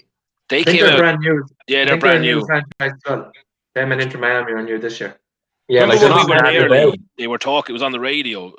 You know, book your tickets now in advance of Nashville joining the MLS. So they're only Pretty brand new. sick. Was it? No, it was Memphis where we were in, and the stadium. Remember, we walked past the stadium. We were wondering what it was. Yeah, Remember that was the AAA baseball, wasn't it? Was it? Or it was one level below the top level in some sport. Oh And shit! then, It's a Michelin penalty here. Oh no! brilliant. Given. Hopefully, it's Well, the no. 3-1 shot save. Yeah, it is definitely Michelin penalty. Yeah. Let me see. First penalty scored 2-9, missed 3-1. So 2-9 is pretty close to 1-5. Yeah. How come it doesn't say big chance on my flash score? Probably because they wouldn't, for that level of football. Like the Belgian division is always treated like one of these absolutely obscure leagues that nobody. Yeah. But come here, like this is what I don't get about gambling, right? Like a That's penalty, 3-all now. but a penalty is a yes or no question, right? How can to score be almost 1-5 and to miss be 3-1? Well, Why isn't it 5-1? The bookies to get like for the bookies' profit, basically. Yeah, But that's ridiculous. That margin's ridiculous. I mean, it's So if that was a huge market, like say something that like recently everyone was talking about gambling on, market, like. yeah, Trump or Biden, right? And there was like £750 billion bet on that, £1 million bet on that. Like those edges will come right down, right? But at this one here, that probably everybody's in this case backing the, there's not a huge amount of people backing so that it would balance up. So they just don't want to. They're not going to cover both sides of the market. So they could just get 3 people that all show 200 quid on it to be scored, and if nobody then backing it to be missed or whatever, they've more exposure than a liquid market. So yeah, so they just don't take any chances. So they give you crap odds, and then they don't really care. Yeah, they build a huge margin into it. But we're saying but where are the crap odds in that side of the bet? Like, I mean, for someone to miss a penalty being 3-1 is terrible. Yeah, that one sounds like quite often. Like you'll see, like say Man City are playing, right, and they'll be 1-20, and the other team to win then it'll be like 5-1, and the draw will be 5-1, exactly, and there's no way it makes sense. But they know that, like, they don't want to expose themselves. If they put a 10-1 out there, and you're watching the match, and you go, right, KV Mechelen aren't much of a team. I'll lash £1,000 on them at 10-1, and then all of a sudden, they've got 10 grand on the hook. So they just offer crap odds on those kind of illiquid long odds ones. Yeah, but they don't have much time to cover themselves either. But is that not a big? Is that not a big difference? No? It is, yeah. I mean, 2-9 versus 3-1 is crap. You know what I mean? Awesome, yeah, huge margin built in there. Yeah. And 3-1. I just threw a sneaky tenner on Charleroi again, just because if it happens, I want to be there. So here's a second chance. I literally just googled penalty odds, and there's some, like, it's a random site, but the figures are average penalties per game is 0.32. I mean, that can't be in Serie A. Like, average penalties per game. So one like penalty every 3 games. Oh yeah, that's about right, I'd say. Yeah. What would that be? 2 a weekend, 3 a weekend? I'd say it's And the Premier, so the average is 0.32 in Serie A, and the lowest is the Premier League 0.23.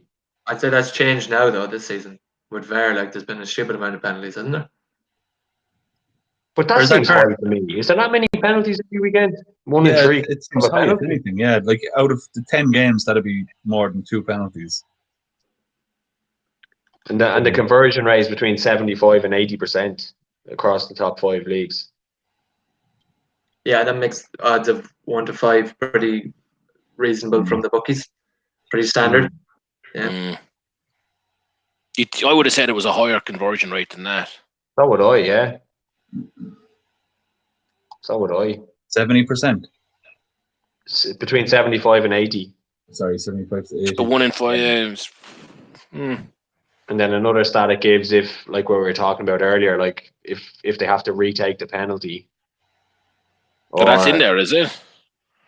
No, sorry. It says one noticeable difference between a penalty taken in regular 90 minutes against one taken in a shootout is that the conversion rate drops from 76 to 70%. That's what Slats was saying, that they're tired. Yeah.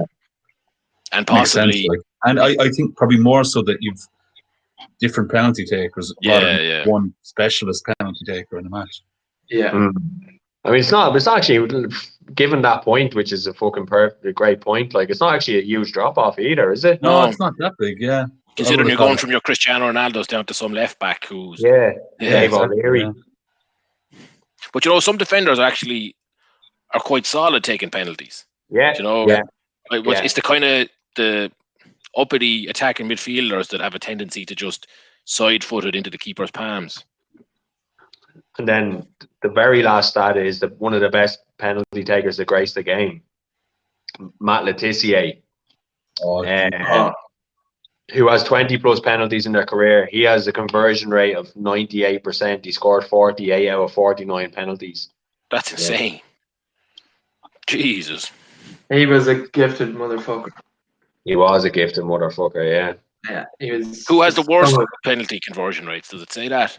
No, it doesn't give, but I'd love to find out. I mean, how long do you keep going and missing penalties until you give up?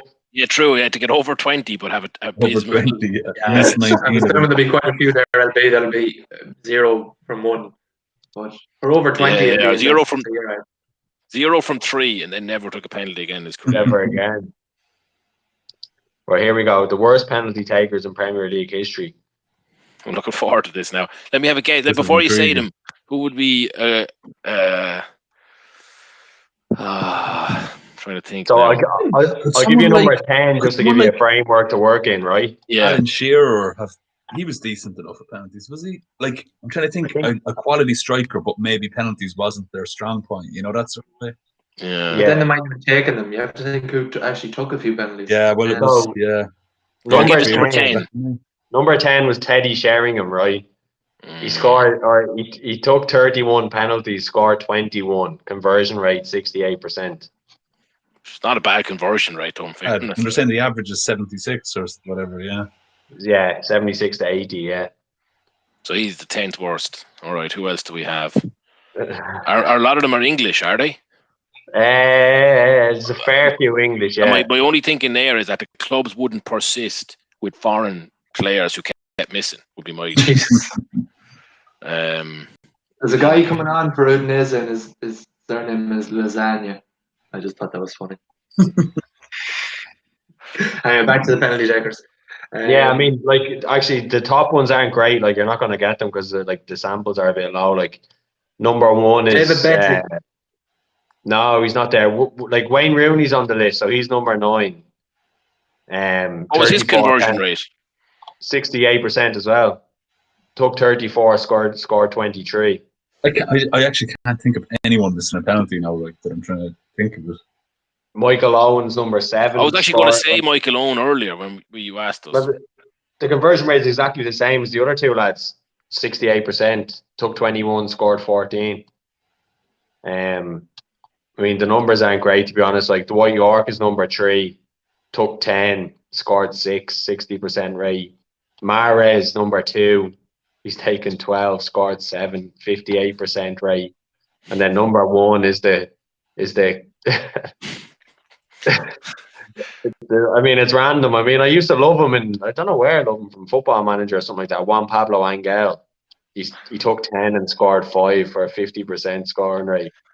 I mean, to be the worst in the history of the Premier League and still be 50%, like, it's not bad. Not that bad. I wonder what order that went in. Like, score his first 5, just like missed one, and his head just went all together. Then missed another 4, and they were like, "You're not taking penalties." Yeah, he retired him, put him out the pasture. I mean, it's pretty bad, like, isn't it? Half your penalties. Yeah. Almir just scored there for you, Lee. Us, but in your pick, but you need another 2 goals. Yeah.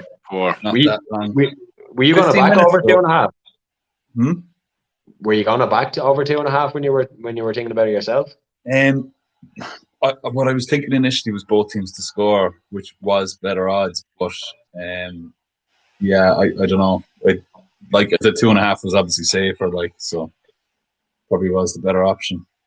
Yeah. Once you had picked it, I didn't look into the detail of the stats. I just remember last week I was going to go with, they were playing, I think, away to Ajax maybe, and it must have been the most ideal win and both teams to score bet. They went up 4-0, and then Ajax got one back to 4-1, and all of this inside the first like 55 minutes of the game or something. So it was just the safest. You pretty much had the bet in the bag after 50 odd minutes. Like, Yeah. Unlike this, I can't believe this Udinese game is 0-0. Well, watching it, I can fully believe it. But I mean, beforehand, how did the Spal game finish up? Still 2-0, is it? Let me have a look. It is still 2-0, but there's still nearly 20 minutes left in it. Yeah, there's only 2 minutes left there, so this one is gone, I'd say. Although it is all SAS at the minute. Last minute in the chair walk game as well. We can't give up. What's next? Fast. We need to lump on something. We need we're not finishing up tonight unless we have get a big. Just keep doubling your stakes until you finally win. I love that system. I think you're only supposed to do that at even money. I don't think you just do it at 100-1 shots. Yeah. And Slats, is like the rugby season finished now? No, we've got a rugby scene. Oh, Jesus, a monologue. No, I'm only messing.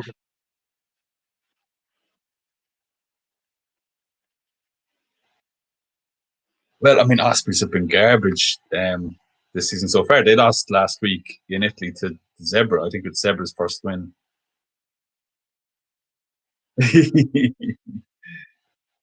There isn't a huge amount of highlights, really. I mean, personally disappointed. The Munster trip to Jamaica was called off for COVID. It was the same last week. Connacht was supposed to be down there. Ulster host Glasgow, which normally would be a good game, but again, Glasgow just haven't been on great form this season. So I think Ulster are like 1-3 to win that.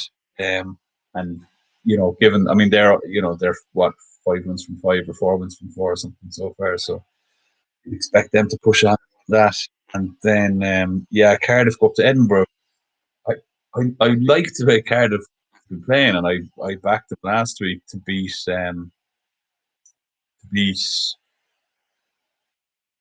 was Ulster, sorry, and they weren't playing. They just didn't play that well. Like, I mean, I watched parts of that game, and they just didn't. They had opportunities to kind of take control of it, but they never did take control. They were always a bit behind, and Ulster just kind of chipped away and did what they needed to do. It was a solid enough performance from Ulster, but I just expected more from Cardiff. They did score 1 try in the game, but they didn't look that threatening.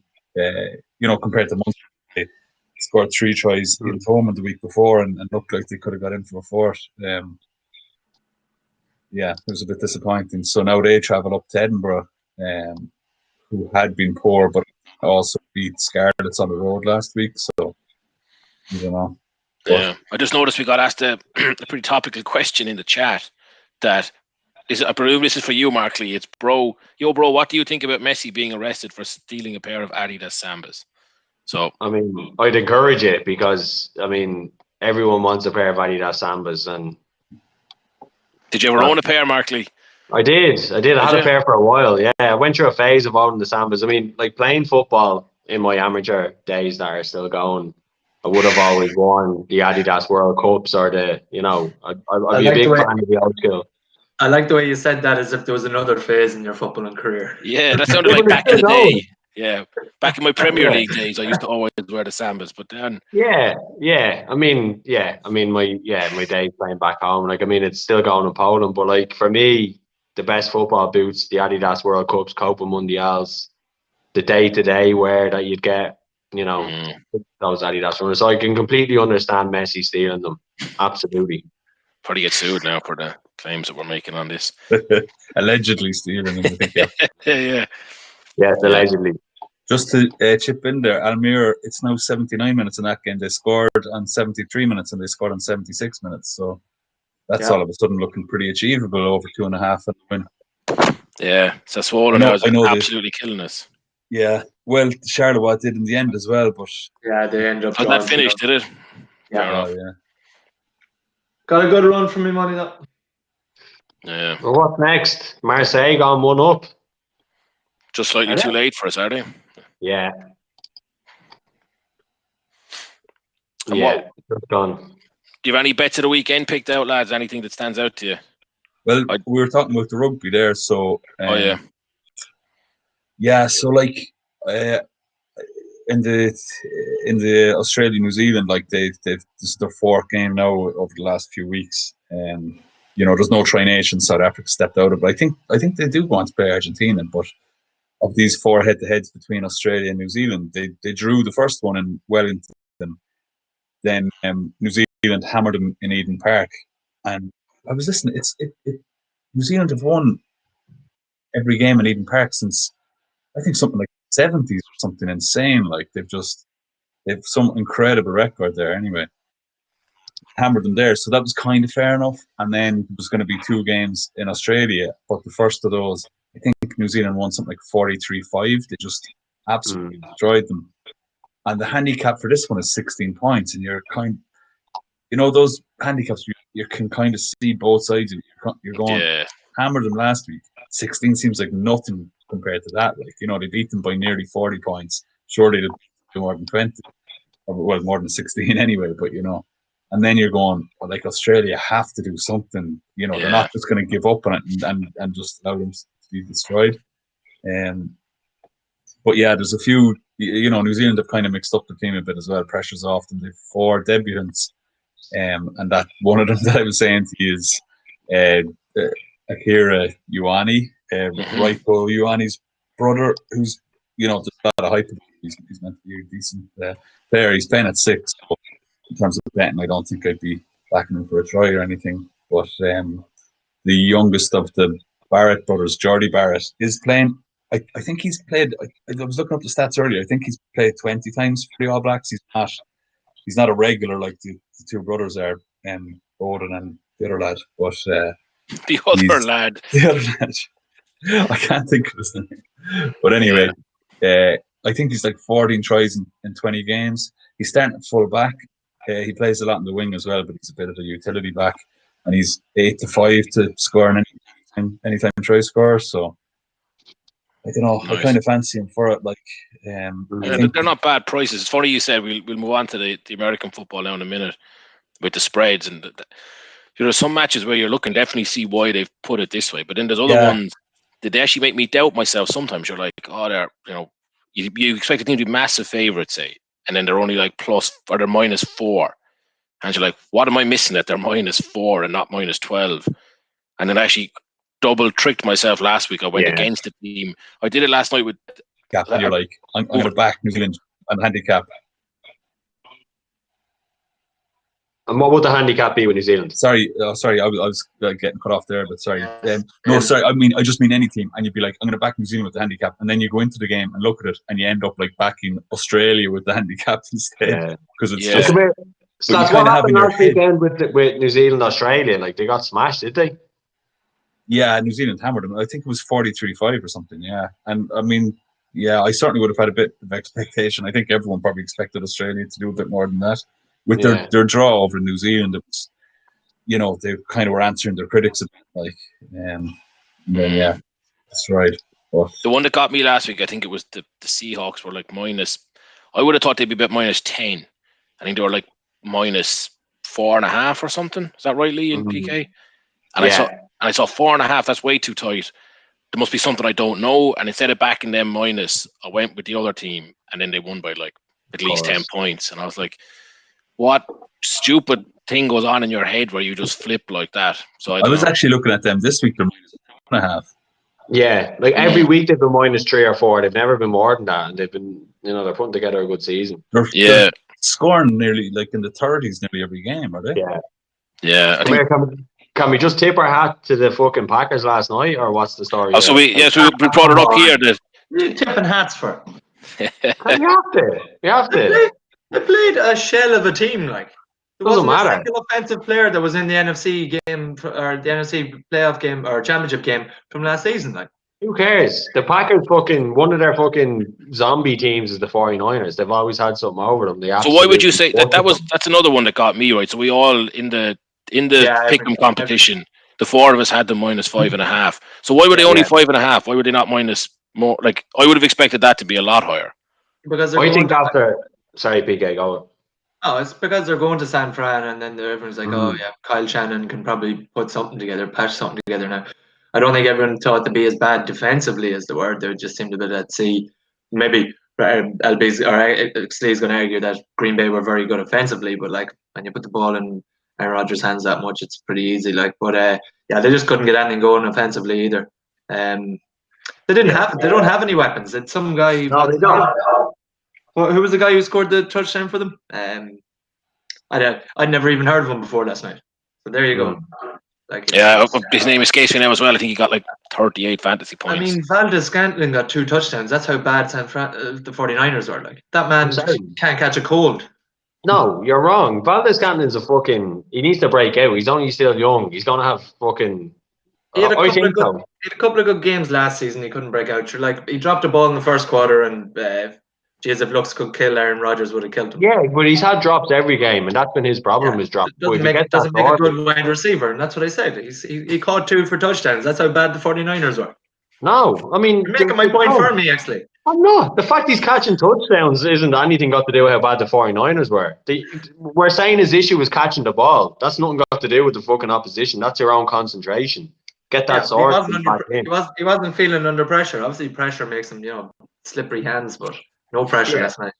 Yeah, I mean, I don't know. I wouldn't write him off. I like him. I think he could be serious. No, he does. He obviously gets into the positions, as you said. Like, what age is he, Lee? He's only young. It's his 3rd season, I think. Plenty of time. Yeah. Yeah. But so PK is right. Like, he's had a lot of drops. A lot of open drops, a lot of drops, a lot of easy drops. I mean, there's been loads of. You've changed your tune massively on him, Lee. Yeah, PK has a tendency to do that. He'll give you the earful, and then afterwards you completely change your tune about it. You actually got me on one of these handicap bets as well, PK. I was all over some team. I said they were my team. It was last week, the Vikings and the Pikeys. No, it was further back than that. The Vikings and the Pikeys last week. It was the Vikings and the Packers. That was fairly recent. Like whatever happened to the Packers last week against the Vikings? Listen, they were awful. They were awful. Like, Rodgers couldn't throw a pass. Like, everyone was awful last week. The Packers. Dalvin Cook must have slipped about 40. Must have been about 30 missed tackles on him and won the touchdowns for God's sake. No, the tackling was terrible. They put together a serious second quarter, but even in the first half, the tackling was terrible, and then they were just blitzed in the second half. But I think that's what influenced her this week. People thought they were going to be. Yeah, I'm not trying to. I'm never trying to talk you out. I'm just giving you the facts at hand. That's you have a persuasive manner about you, PK, and then you give somebody your thoughts, and then you just sit there going, "Yeah." Not only do I have to change my mind, I can't even remotely consider being wrong after that. So I'll just move along. So I don't tell you my picks anymore in the Super Contest because I know you're just going to rip them to shreds. So I just. Well, you shouldn't be telling me your picks for the Super Contest anyway because we're against each other technically in that. Well, now we're against. I mean. In the actual competition, we're not against each other because we're not relevant, but we're in a group in our own little competition. But I don't know. This week I didn't even look too much at stuff. I just went with my gut. I literally 5 minutes before Gary put out the 10-minute warning, and I go and I just wrote down 5, and I'm 1 from 1.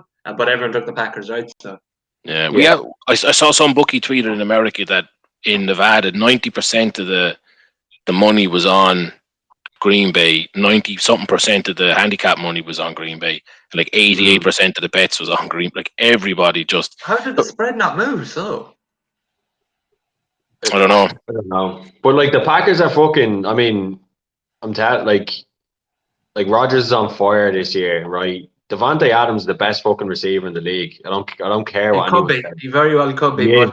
He is. He could be. It's such a polite way to say he's not. But he could be. No. I think it's like that's a very hard thing to actually grade. Yeah. Like Devontae Adams is definitely in the top 5. But then there's very little between any top 5. You'd still have to say Hopkins, because of he's just so good and consistently so good. But there's a lot to be said with the relationship between fucking Wood. Do you think Devontae Adams would be as good without Aaron Rodgers? I don't know. I mean, I've never ran a route in my life, but the way he just fucking sheds fucking corners is unbelievable. I mean, obviously he's getting thrown passes by a Hall of Fame quarterback, but still, he's making unbelievable catches. He knows where to look back to though, and Rodgers has it there for him. So there's obviously they're synchronized pretty well. Like so, it'd just be like I just think it's good. For me, it's Hopkins because like he's the leader in the league receiving yards when he's gone to a new quarterback this year. Like so, it says a lot. Like, but yeah, Devontae Adams is right up there too. So PK of the rest of your picks here, you got who would you be if you had to pick one of them as the first bet in our, soon to take off 10 to 10K, which of the four would you take? I believe I didn't submit any for the weekend because, like I said, as you've seen. No, sorry. Which of your four remaining NFL handicaps would you pick if you had to pick one? Oh, do I have them handy? You got the Falcons -4, the Raiders +1.5, Ravens -2.5, Steelers minus a whopping 14. With Steelers against the Cowboys, right? Yeah, you changed your tune. You've been plugging the Cowboys on this channel for weeks now, PK, and now you're not even going to give them 14 points. I mean, what they get 9 points against Philadelphia in the first half, not in the second half. I mean, they just don't have an offense anymore. It's depressing. The Steelers have the best defense in the league too, and you're talking an absolute maul in there. I think 14 is actually generous in that spot. I would be very confident in that, but I actually think the Raiders are like, how are the Raiders? I need to look at it again. Raiders are doing well this season, unexpectedly. Yeah. Who are the Raiders playing again? They're at the Chargers. The three of us you'd swear we were copying each other's picks. The three of us have the Packers. The three of us have the Raiders. The three of us, two of us have the Falcons. So does Gary. Two of us have the Seahawks. Two of us have the Steelers. Two, you have the Ravens. At what point do you share these that you know somebody isn't? So we all submit them to Gary along with about 50 other people. And then once everyone's picks are in, Gary shares them with the group. It works the same as the 5 scorers, but Gary does it. Yeah. I mean, the Raiders, I just can't, like, I don't know why, but, like, they're doing fucking, like, you got rid of so many players, right? Last season or the season before, Mari Cooper, fucking, the defensive end went to the fucking Bears. And he's pulled together a squad, and they're actually, I watched them last week, and they're actually fucking playing well. They do have off days, because I've backed them twice, and they've had they're inconsistent, but they're doing well. And then I don't know. That's Derek Carr who is off days. He's a bit temperamental. Like, if you get Derek Carr in a going days, as good as anyone in the league, but he can be just so warm by time. It's a shame Gary's not on tonight now, because the three of us here have gone with the Raiders, but Gary went with the Chargers -1.5. Yeah, I seen that pick. He's the one against us. Yeah, I actually thought when I put it in the table, I thought I'd made a typo, that I picked the wrong one, and I had to double check it. And I was like, no, he actually did go for that. I'd like to get into it with him. Of what Justin Herbert's doing there, but I just think the Raiders are good. Like, Herbert's doing well. Yeah, but it's like they're not winning games well. The Chargers, like they're that's the thing. So, like, for them to be 3-point favorites, like, I think the Raiders will be close enough to win that game and to put the pressure on Herbert. Like, like the Chargers are probably going to be within. If they win, it's probably going to be by between 1 and 3 points. But the Raiders could well and truly beat them by 15 if they get going. Yeah. So I just don't understand taking the Chargers in that one. I think there's more upside to taking the Raiders now. Here we go again. I'll probably get proven completely wrong and egg on my face again. But anyway, I don't actually have the numbers. Sorry, I don't have the numbers to hand. Okay. The Steelers is your pick. But when the three of us have coincided on a pick, we've done pretty well so far this season. I'll pull those numbers up for us for next week, because hopefully I'm right in my biased. Are we going to back it at the NACA this weekend? I would, for sure. The three are all on the same side of on the spread, which is on which ones? First. We've already missed the Packers, but we have we all have the Raiders, do we? No. So we all have the Raiders. Sorry, the three of us have the Raiders. Sorry. Can I just again interrupt tonight? Slats. Can I plead with you to make the small jump from rugby into this extra sport? I had a look tonight. I looked at the. This extra one of the games, the Seahawks. You were on the Seahawks, yeah. That's another one. I'm surprised they're only 2.5. Be outscoring their opponents. They're scoring a lot. They're not conceding that many. That's very good. That's a very good it's a good basis to go off anyway.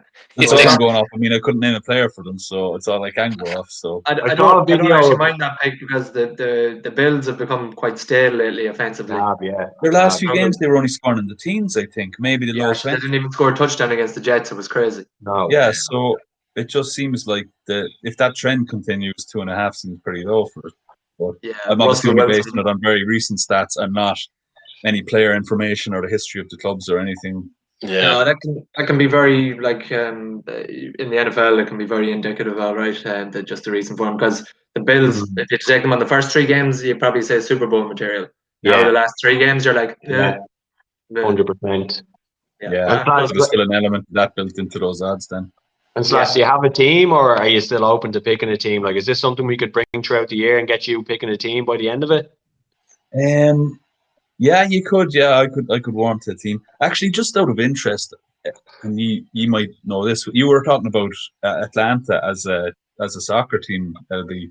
Mm-hmm. Like, I don't know any Big 4 teams from Georgia as a state at all. I presume there is an Atlantic football team or something. NBA, I don't think there's any. Well, in football, it's the Falcons. Yeah, Atlanta, Georgia.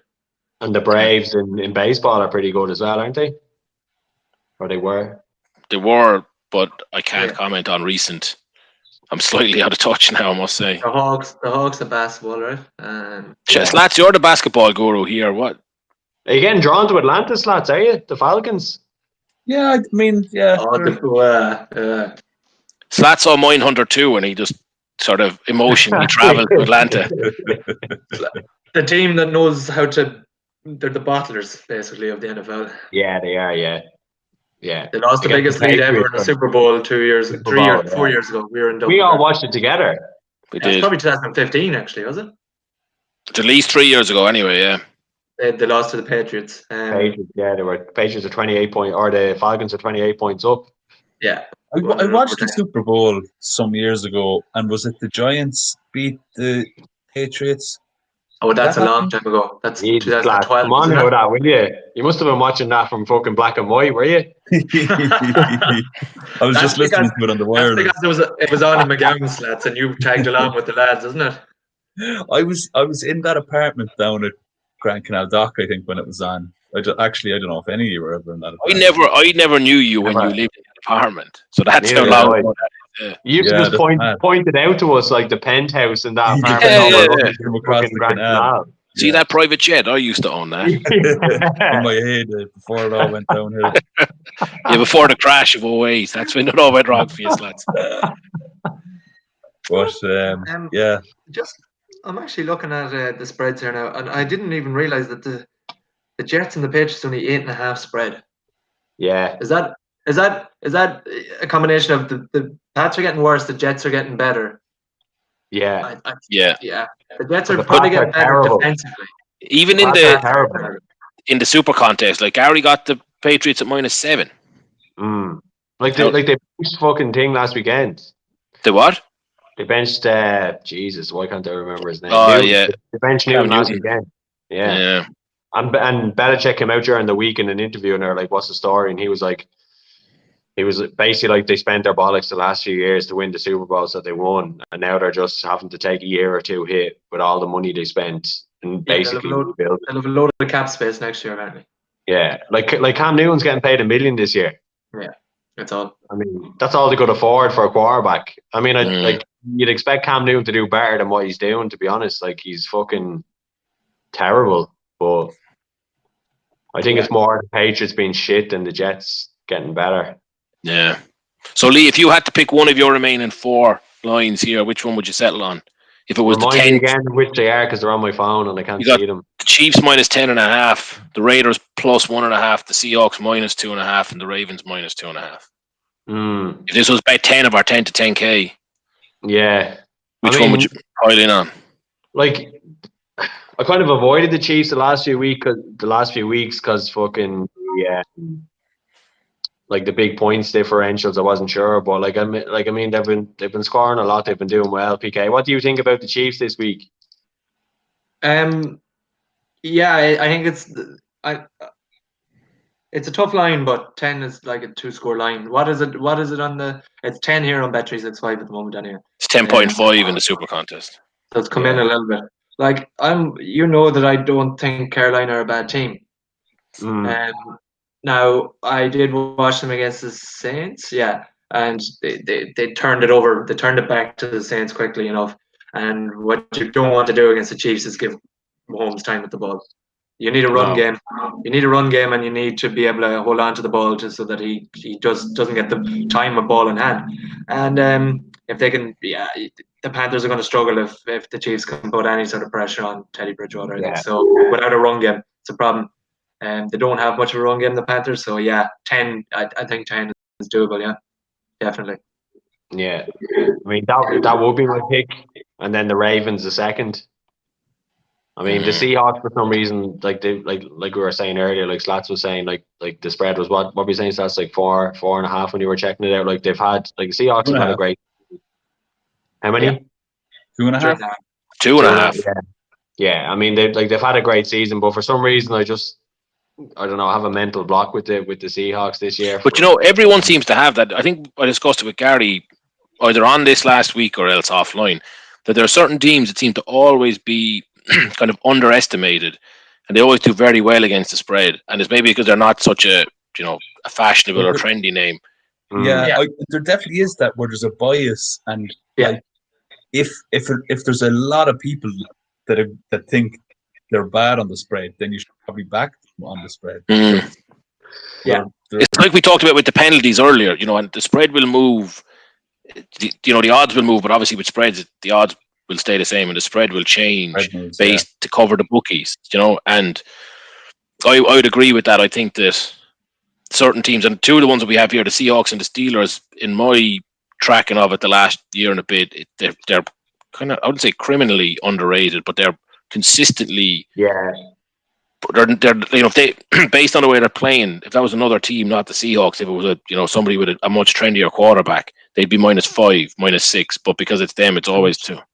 Doesn't get much trendier than Russell Wilson. Jesus. Yeah, I mean Russell Wilson's fucking. I mean he's one of the best. I mean, and they're against Buffalo. Like, no, I'm not saying he's not one of the best, but who talks about him? He doesn't get any of the airtime comparison to the other guys. No, he doesn't. He doesn't get the credit he deserves. I don't think you're right. Yeah. And they're against Buffalo, who are on a downer for sure. I mean, I like all my picks, to be honest. Yeah, I don't mind it. Like, and I'm even like. I think the Raiders are that team this year, though. They're being underestimated by everyone, and like how they're that side of the spread against that. I'm just looking here. What was the spread in the thing for the Ravens Colts? 2. The Ravens not favorites? They were 2-point favorites. They're currently +1. What's happened there? Is that just the move, or are they missing someone? I mean, from memory, they were -2 on the. They're -2.5. Yeah, is what they opened at. The Colts are now -1 on Bet365. Yeah, well, I've backed the Colts all season in that fucking Super Contest, and I went with the Ravens this time because I don't know, I just had a feeling. But like, if they move 3 points in fucking 3 days, it doesn't look well. No, makes me think that's not money. That's somebody's injured or somebody's out or somebody's got COVID. Would have thought. Look, I didn't hear anything about Lamar or even who's their other weapons. Mark Andrews, I suppose, is their main receiver. So if we're doing a combination acting now of these ones, we leave that one out for sure. If the line is after that movement just makes me think like. Well, it has to be the Seahawks then. Like, I think we're gonna get the Seahawks in this bet weekend, are we? Yeah, Seahawks, Raiders. Me and PK have the Steelers -14. It's a huge line, but I kind of like. I think this could be like 40-0. To be honest with you, against now that I'm thinking about it, in my head, I'm just like, how did the Cowboys actually score against the Steelers defense? I don't know. I mean, who's playing quarterback for the Cowboys this weekend? DiNucci is still, is it? Or is Dalton back? Is Dalton back? No. No. Then it's DiNucci. Who? Sure, the boy, he's only allowed to flick it 10 yards. Who's that? There. He can't even hit. Like, he's just like, he'll never have any confidence to play in that team. But the O-line's given up on them anyway. Like, it has anyway, yeah, for sure, yeah. So there's 3 that we're fully agreed on. The Steelers' defense is just massive. Like, you don't like their defensive line is just like it's going to pummel that offensive line of the Cowboys. You could see two touchdowns on turnovers alone. That's a good bet if you can get it. Sats, remember I showed you my anti-post bet earlier in the year? So I've got the Seahawks and the Steelers to win their division each. Oh, you did, yeah. And I've got 2 other things in there. What is it? Oh, Arsenal to finish in the top 2. And something about Cheltenham. No, it's a Cheltenham bet. Right, it was a horse, yeah. What You that didn't just even told know me what is that race was going to be or that, yeah. You know This is way another more about personal NFL than you do penalty, about is it? soccer. Good one, PK. But pay something. I think that's like 75,000 to 1 or something like that. It was insane It's prices. great anyway. Yeah. Like you pick the 2 most competitive divisions in football close to there, right? Yeah, well, I mean, the Steelers were like 8 to 1, and now they're favourites, and the Seahawks were like 12 to 1, and now they're like 9 to 4 or something like that. It's crazy how much those odds came in. Seahawks only 9 are still as big as 9 to 4. Why the Cardinals? I can't remember what the rest of the teams were when I looked at it. But the thing is, when you do those massive odds, small stakes, they don't give you any cash out really, because people will be just lining them up the whole time. Come here, the Steelers here that I'm looking at, I don't know whether it's up to date, but it's via Yahoo because I'm behind enemy lines, but they're minus 14. Yeah, that's still correct. That's what they opened at. Behind enemy lines. Does that include the Polish gambling tax on it or not? I don't know. Fucking, what is it, 12%? Yeah. Off your stake? Off your stake, yeah, as well. Yeah. Jesus Christ. Stake, yeah, that's the sickener, like, because But you're going in at, like, you know, odds-on bets. Like, you just never you do wouldn't them. be doing one of these 1 to 20 rolling challenges. You'd soon be running out of money. Yeah. But we run out of money with no tax here as well. That's true. Yeah, exactly, yeah. Remember we went into the one in Gdansk and, like, just walked in. It was like walking into an old, I can't even describe, like, there was just a book on a table, but you know the books you'd have had in school that had, you slot in the sheets of paper. Yeah, ring binder. And your man would print out lists of bets in alphabetical order that had codes beside them. And then, like in Argos, you bring your code up to the guy at the till. He types it into the machine and tells you your bet. Sure, I did a big hack in there. Half the teams were wrong, but there was no way I was going to change, talk to your man about it. So you just take your poison. Challenge Even if you won, you wouldn't be going in to collect your winnings either. No, a mate of mine, he says that he bets a bit in Italy, and you kind of, some of the shops over there, like the tobacconists, will just have little gambling machines. And he said, like, they some grumpy old bastards, when it's time to pay out, your man would go in and put on like maybe a 10 or treble, and you'd win like 60 quid, and you go in to collect it, and your man is just like effing and blind and doesn't want to pay out. Yeah. Taking it out of his kids' inheritance. Yeah. Oh, so God. The biggest over-under of the weekend is Seahawks Bills, 54.5 points. That's the highest. Yeah. That's mad. My standard has been tainted by watching so much of the college football, and you're getting like, you see 55 and you think it's an easy one to hit, and then it'll be like 68, 75. Some of them are up in the 80s. Like, it's insane. Yeah. And the lowest, the Jets Patriots, 41. I mean, the Patriots still -8, yeah. So are you agreeing on one of these football spreads as being our first bet in the 10 to 10? I would think that we have. I mean, personally, I would say the Seahawks is the bet of the weekend on them. Yeah. But the three of us have gone with the Raiders. Seahawks. We could run with a bit of beginner luck on that. Yeah. No, that's just, like, I'm absolutely okay with going with Seahawks, because the Raiders game, as I said, like, could be tight, and it will be tight. I think. At least we know we're going to get. Yeah. I think the Seahawks should be good value against what is now a stuttering Bills team. Yeah. Yeah. Okay, so that's bet one. What time does that kick off at? Is that we could have it could be bet two of our rolling thing if we play our cards right. Even bet three. We've got all day Saturday. It's a 1 o'clock game. All right. Which is whatever time would you? 6 p.m. 6 p.m. Yeah. Yeah. There's a couple of. Oh, go on. Can someone explain to me why the Texans are -7? No. I mean, that seems a bit loose for me, to be honest. Yeah, it's crazy. Against the Jags. You weren't tempted to take the Jags plus then, Lee, no? No, I didn't really look at it until now, to be honest. But I mean, I think -7 is huge for the Texans, to be honest. Yeah, it is. It is to me too. That's one of those ones that I can't understand why the line is set the way it is. I just move away from it because I just have to assume my information is incomplete. I mean, there's something going on there, but the Jags aren't like. It's because for most people it's a no-bite game because it's a pile of muck. But Yeah. like it's looking at it, everyone thinks like the Jacksonville are crap. Anyone will take them, so they're setting it up so that no one. They're setting it up so no one wants to take the Texans. Really, Yeah. they don't want money on the Texans. Like there's no way people are putting money down on the Jags. Like so. That's what we said last week. How they'll set it if they're trying to hook people onto the line, they'll move it from 7 to 6.5, and people will think it lures them in. But like I need to find something that justifies that, because I actually don't know offhand. No, it's a field goal game for me too. Like I'd be okay if it was around -3. Like, but I don't see how they're 7 No, point -7. I mean, the Packers have been fucking blitzing teams all season, and they've been around -7 in a lot of games. Yeah. Are the Jags that bad? I don't think so. I mean, they're not that much worse than Houston, for fucking sure. No, they're not. The Jags aren't good, but like they're no worse than the Texans. That's for sure. Mhm. I suppose it's a game of who wants to tank worse now.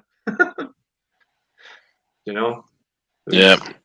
Who's playing? But sure, like it doesn't matter. The Texans have already got rid of their good draft capital, right? You're gone. Miami get their first pick. Yeah. Gone. Miami. I mean, like, to be honest, like Miami bench fucking Fitzpatrick. I mean, our guy that we saw playing in Alabama last year, Tua. I mean, as good as he is, he's responsible, or at least partly responsible, for the worst radio advertisement I've ever heard in my life. Remember that toxic furniture sales thing that we were listening to driving around Alabama? I mean, you make money any way you can. But Fitzpatrick was doing well for the fucking Dolphins, yeah, and then he just got benched all of a sudden. And I read a decent article there though. It's because like with the Texans, they're going to have a high value draft pick next year, right? And if Tua isn't able to stand up to the league, like the tackles and he's not. They want to get a good view of him, so they're exposing him a lot. Is their view now?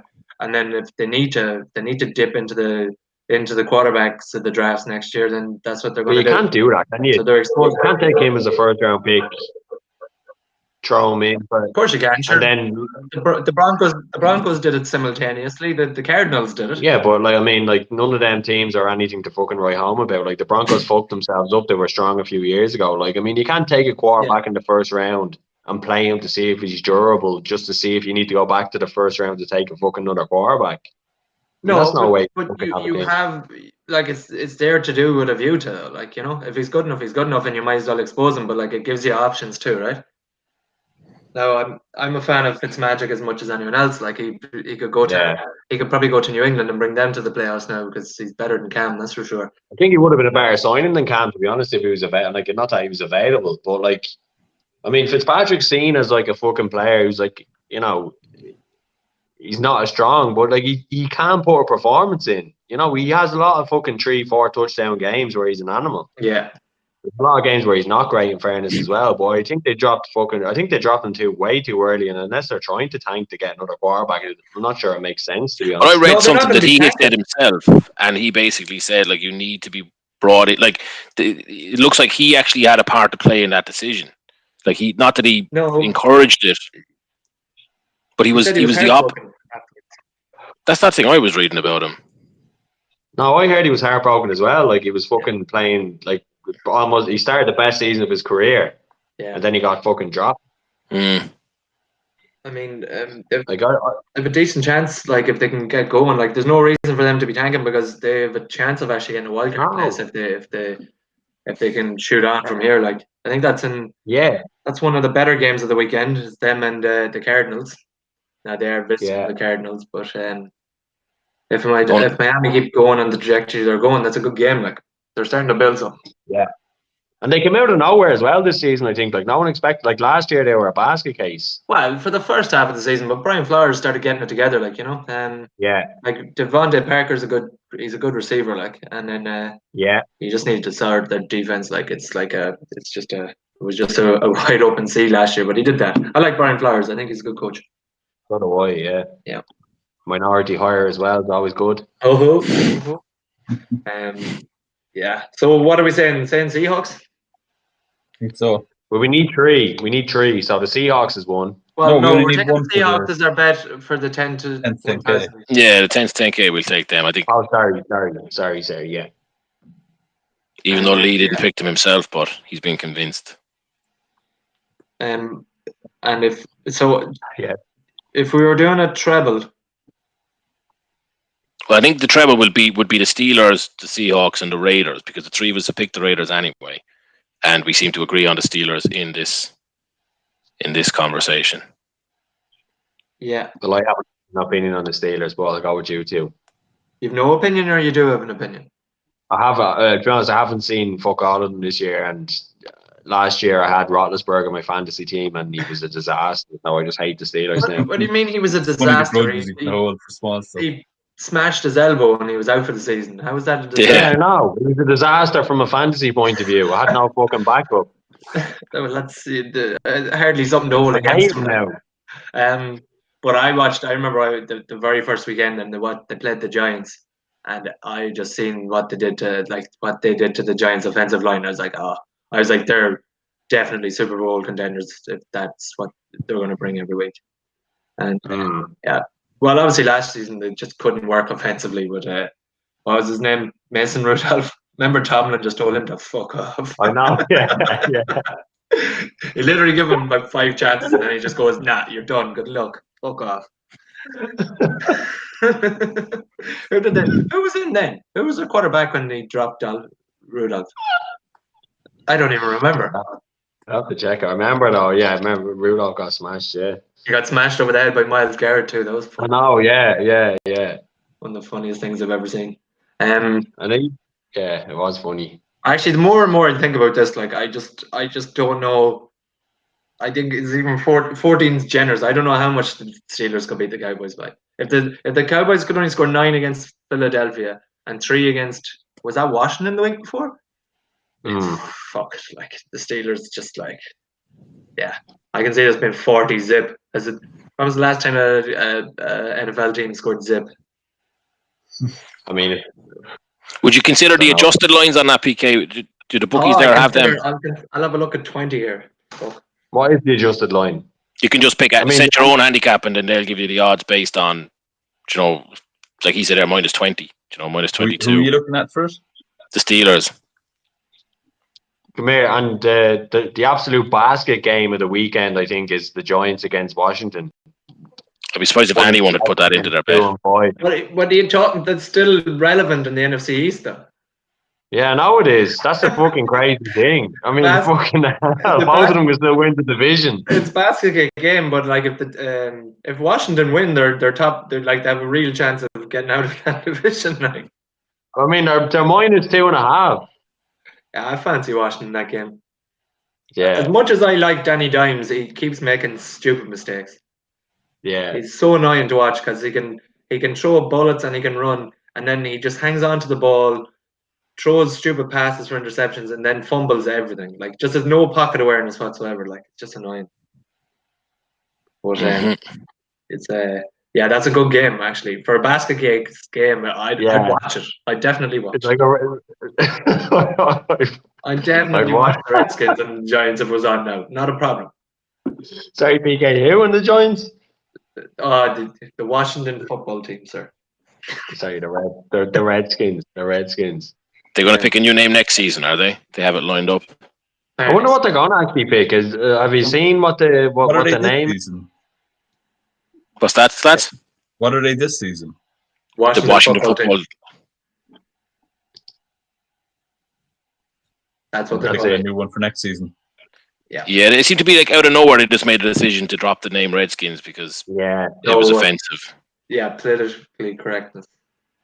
And now they just went with the football team. I've seen it. And then, sorry. No, go ahead. No, I was just saying, I was saying basket case, but I mean, like Washington have 2 wins, 5 losses. I mean, Houston, Jacksonville is 1-6 against 1-6. So, I mean, take your pick of the basket of the weekend. I mean, how can you bet on a game of a team that's 1-6 versus 1-6? Like, how can you? I don't know. And how do you make? I mean, Houston have -7, like we said already. So, Jesus Christ. Like minus 25 for the Steelers is only 3-1. Oh, yeah, stay away from that. So that 14 and 19. Nothing. No, it could be a good one though. In fairness, I mean, throw it in an acre for the weekend. It could be fun. The problem with that is if the Cowboys score like early and they're up, they go 7-0 up, say early in the game, then you're just like it's a ridiculous feat. Then do you know? Yeah, but your only concern there is that the Steelers get bored.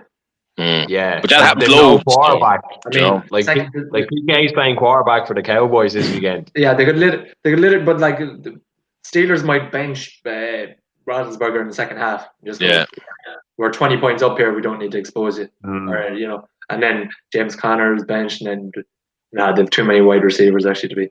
Claypool looks good, doesn't he? Canadian boy. In our fantasy league, a little bit of drama today. I accidentally voted against a trade, and then Accidentally, yeah, our pal MOK traded away Claypool for Big Mac. Yeah. Double cheeseburger. He traded him. I kind of get the reference, but I'm not sure. He got rid of him anyway for some reason. So, and then I voted against it accidentally. And then pounder. I don't think there was the word quarter in there. I think it was just pounder. Full pounder. I knew it was some burger. Yeah. Who was he trying to trade for? Claypool for Corks. I'd have to check. I can't remember now. It did look like a bizarre one anyway. Let me see if I can see it here. You rejected it and then pretended that you didn't mean to. Yeah, that's exactly. That's what everyone said. So I voted against it. Then went straight into the group and was like, "Listen, lads, I voted against this trade. I didn't mean to."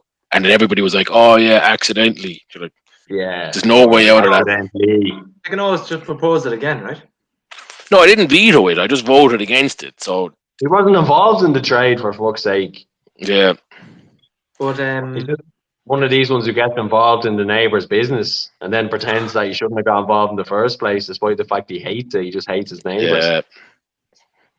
I didn't come out of it looking good anyway myself. But poor old Mark O'Keefe got rid of Claypool anyway, so not sure why. Pounder. Can't see him. You just gave his full name live on air, but whatever. Not identifying friends of ours. It's a weird week for to trade out Claypool. I mean, next week maybe, but when you're going against the Cowboys, why? Yeah, I don't know.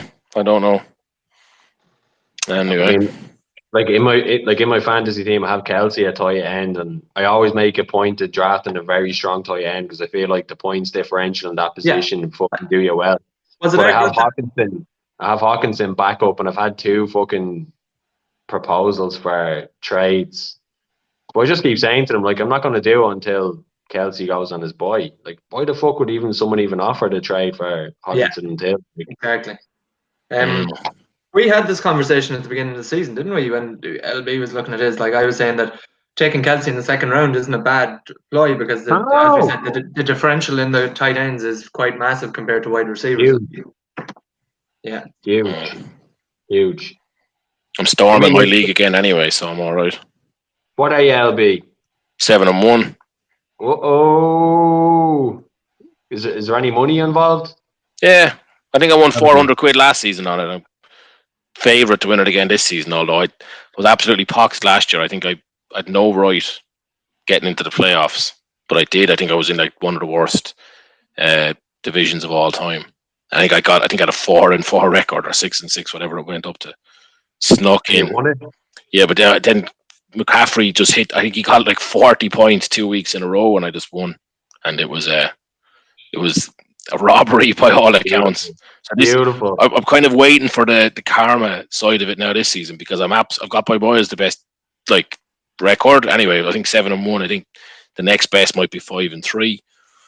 So I'm coasting. Fairly fucking competitive then, yeah. Yeah, well, not for me. It's not. The rest of them are down there fighting amongst themselves. It's not too bad. But I know now when we get to the playoffs, I'm going to be sucker punched, and probably deservedly so. How many is there 10 in the conference then? 4-4, 12 of us. Okay, right. So the 3 winners and then the best place. Thanks. Winner of each. Sorry. Yeah, the winner of each and then the best place second, or the best record second, and that's what I got last year. With a 4-4, which had or whatever, 5 5.0 or 0.50 or whatever. So no right. But this year, I don't even. I think I probably have to lose all the remaining matches to not get through this stage. Actually, O'Keefe is probably the biggest threat to me at the minute. But anyway, O'Keefe. Yeah, he's doing well. Well, we'll see what he does now that he trades away his star player. That's weird because he's bottom of the fight. The super contest. He's toxic in the super contest, isn't he? He wants the spoon. But come here, there's few things I love more than being in a fantasy competition and you've scored less points than the people below you, and also conceded less points and you're ahead of them. It's beautiful. Yeah, the thing is, there's so much luck in our, you know what I mean, fortuitousness when you're playing week to week. Yeah. I had a couple of good weeks at the start and beat all the guys in my division, and then, that kind of set the tone really. But look, and come here, is PK in that fantasy? No. So I was actually only added in. Some fella kind of apparently got in a huff one year and quit, and then I filled his place because through lads in work, and then so I'm kind of in it with the people that I like. I mean, they've been doing it for years. It's only my second year in it. And you won it last year. Yeah, my first ever fantasy NFL. I had a shit season and just snuck into the playoffs and then won it. I don't think they were very impressed. I think the guy who lost the final, I think he lost something like 3 consecutive finals or 3 out of 4 or something like that. I'd be sick. Yeah, so it's 50 quid a head in, like, so.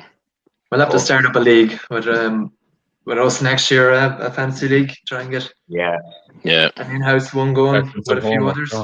Slats can learn the ropes by paying a couple of £100 for. I'll just start trading players to LP for a few. Yeah. I'm vetoing every trade. Actually, that's why that's how I got into the league. Somebody had he'd beaten a few people in a competitive part of the season, and then went into a few matches and let somebody beat him, and he didn't have full squad out. And then I think there was a few suspicious trades that snuck through, and then people just lost their shit and just your man got booted. So, like just go back to like this is the second time after bringing this up, but I feel like when you're so manly for not letting a point go, if you feel like you haven't had a chance to air I know, but I'm just so jealous of Slats. Like I feel like it's like when you haven't seen a fucking unbelievable TV show and you get to watch it for the first time.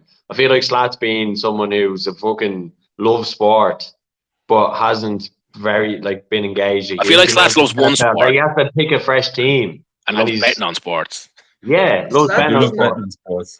Slats doesn't realistically have time to get into the NFL anyway because it falls at bad time. But it's a big decision. Like he has 32 teams to pick. Like we know already he's gravitating towards Atlanta, but like it's a big decision for him. I was more gravitating toward Atlanta FC rather than the Falcons. The Falcons. Yeah. So after then, like, is there any American football team that you're gravitating towards? Like, does anyone pick your fancy?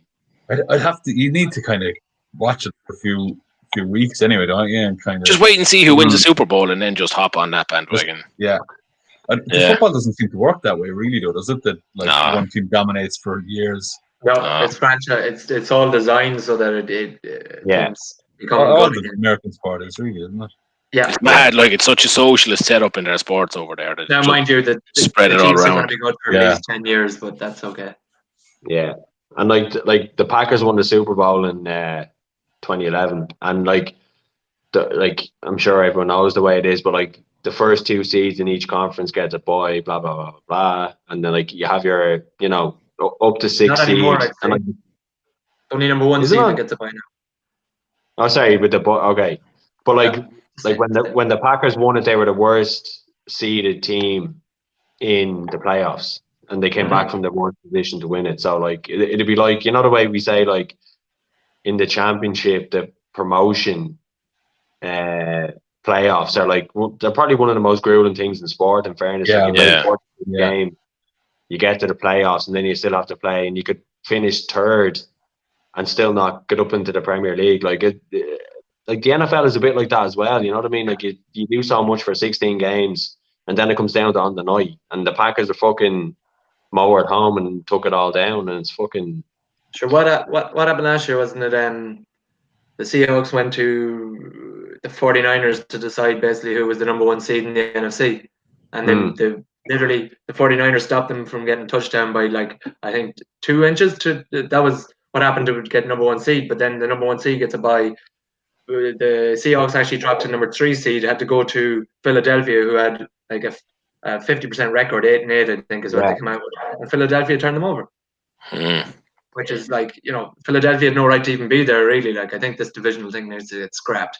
But Philadelphia could be my team, could they? The Eagles. The Eagles. Could be. Like Doug Peters. I had a soft spot for them until they started shafting me in the Super Contest.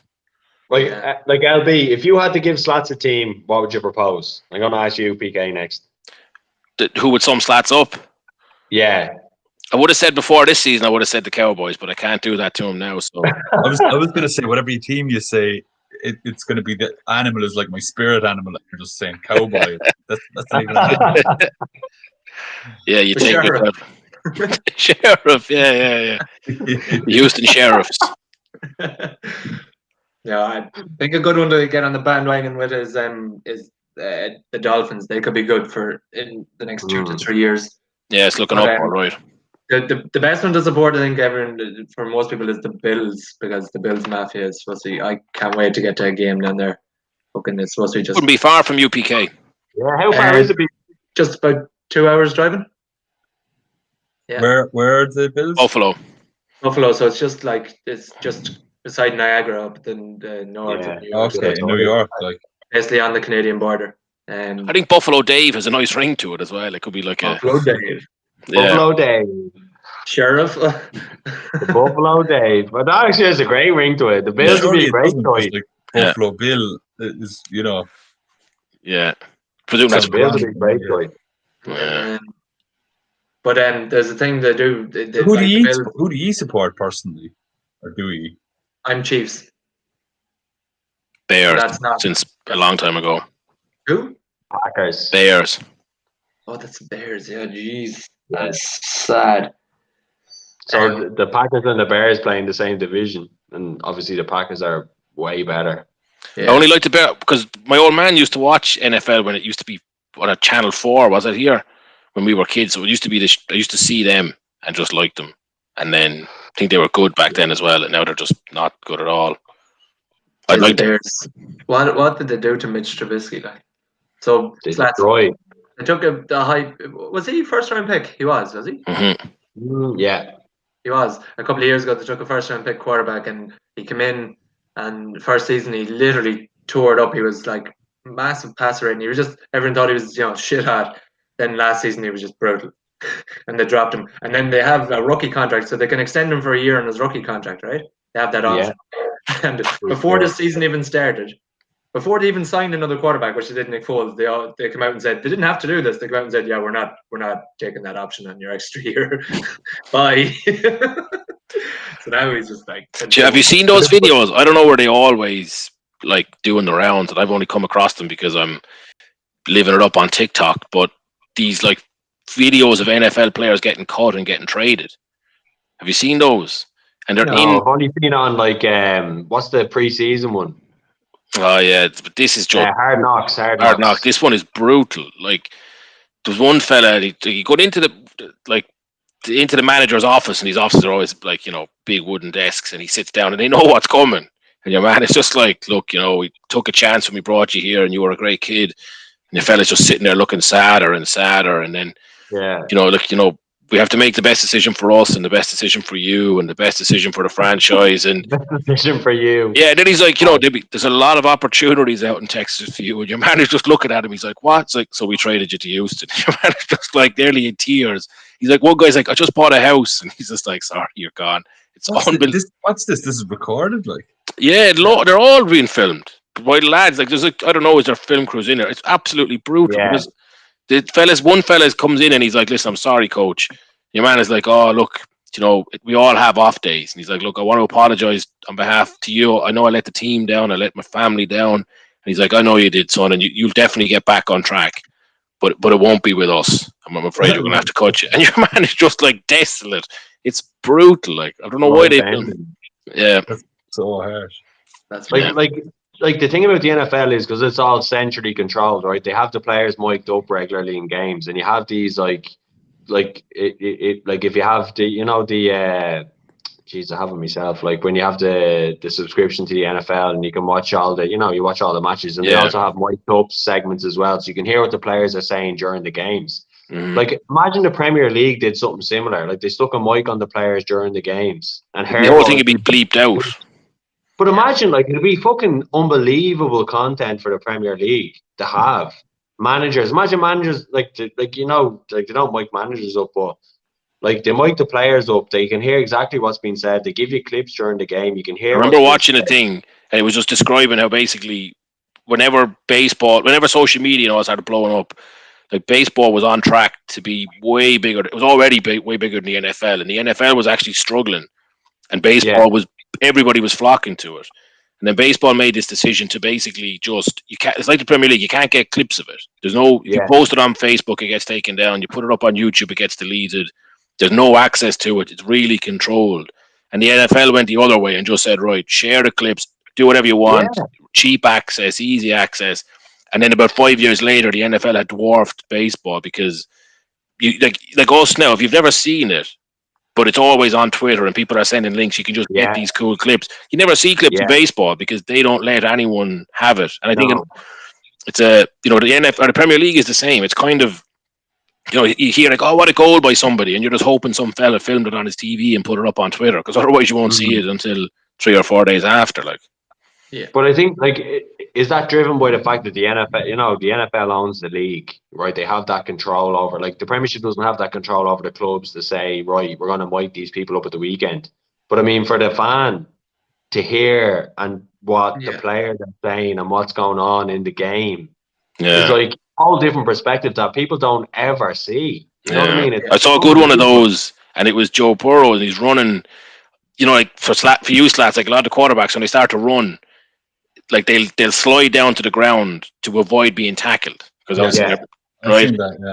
And most of the time, and this fella, he was the first round pick. He's the guy from LSU. He's a superstar in the making, but he's very bad at that. He never had to do it when he was at LSU, and now that he's in the NFL, when he goes to run, he's clumsy trying to slide down. And there's all these clips of the refs giving him advice on how to slide. So he runs out, and like the guys who are there to tackle him will kind of slap him on the back and say, "Oh, you should try this." And like the opposition and the refs are giving him advice on how to slide. They're hilarious clips, like. Yeah, I've seen them. He's like, there was actually one he got up out of, and he goes, "Yeah, I got to get better at that." Yeah. Because he's huge as well, isn't he? He's like 6'7" or something. He's really tall. He's tall. He's not bit. Yeah, he'd be skinny enough though. He's gangly, yeah.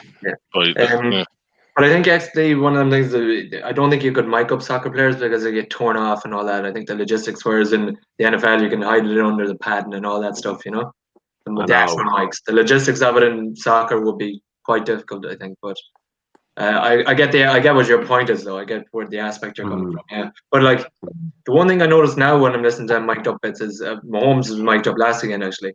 Is how quiet it is.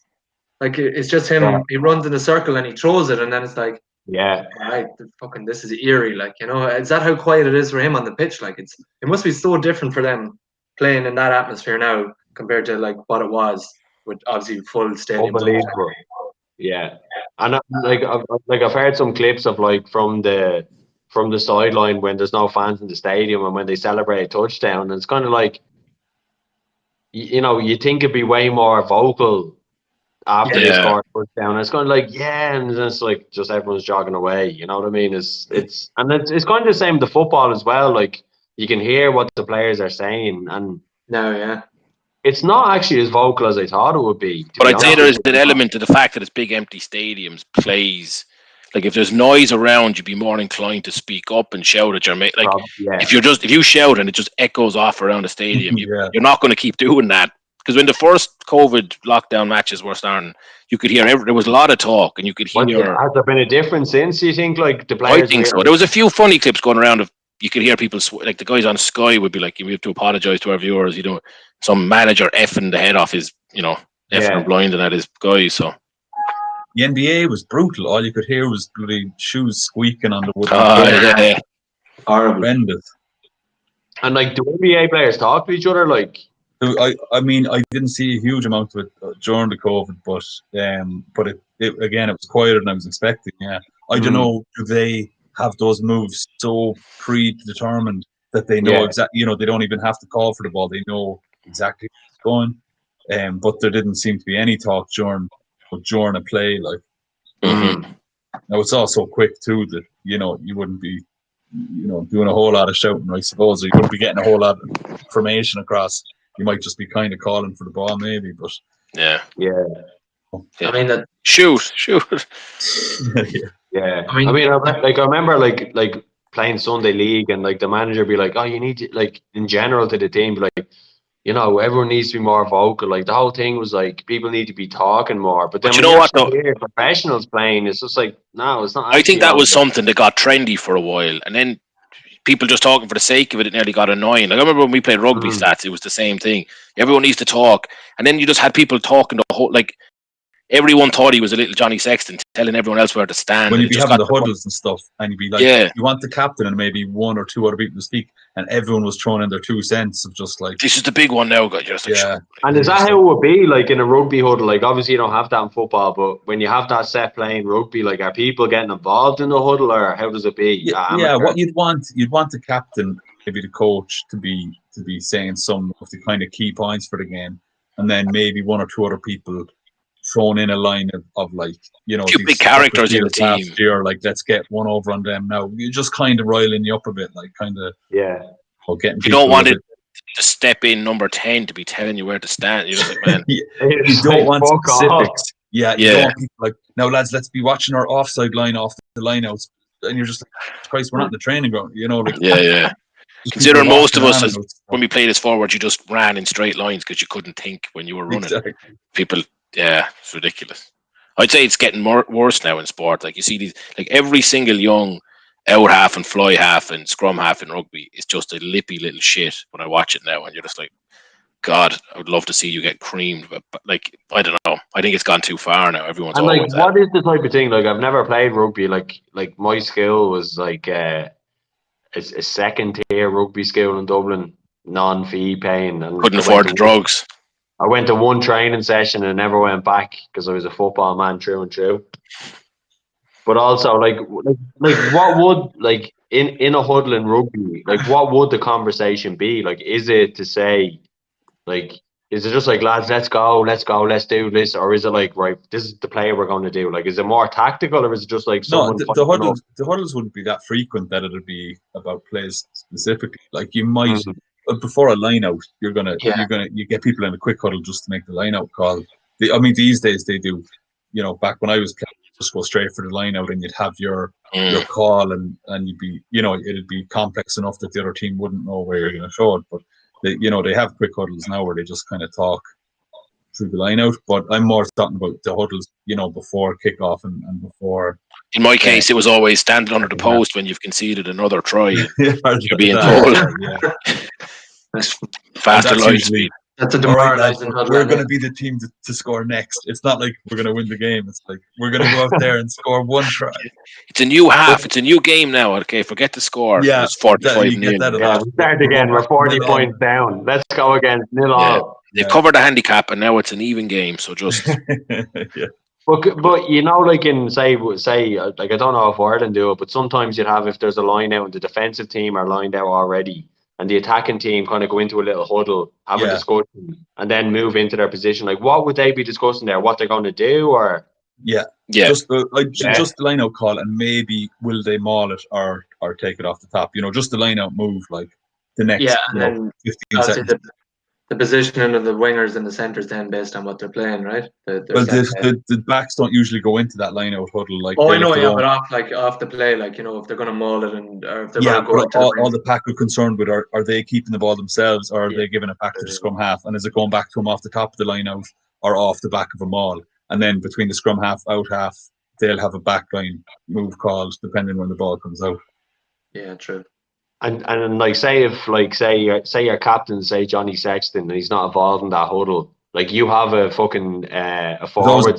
A pack leader, they call it. There's always a pack leader in a team, regardless. If he'd usually be vice captain if the captain is in the backs.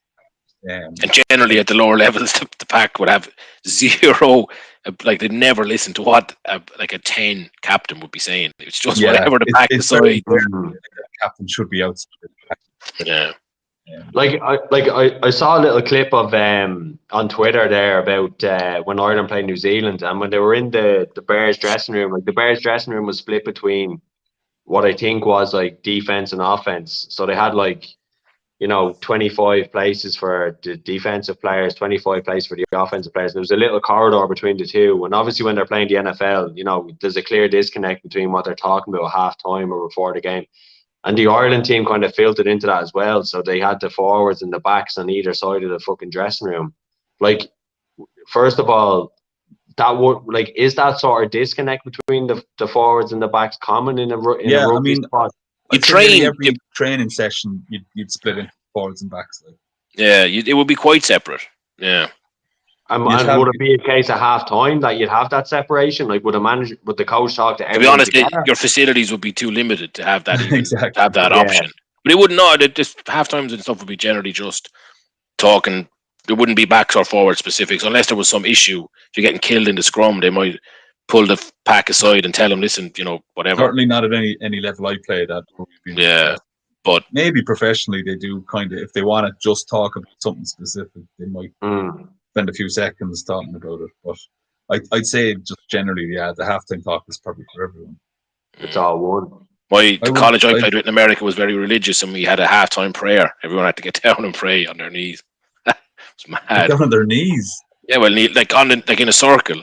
Sounds very occult now that I'm saying it out loud, but everything religious sounds occult these days. Yeah. LB, you loved it. Where's that fucking cross that you used to rock? That's gone. Did you get any replacement? I need to get a part of it fixed, and like everything else, I'm very slow to get anything like that. Fall off it or something. I broke a part of it, part of the link, so it's just I could wear it, but there's a chance then I just did it disappear during the day and probably be up on the floor of Ladbrokes or something, so I said I better leave it. It was funny actually, speaking of Ladbrokes, I was in, which one was I in?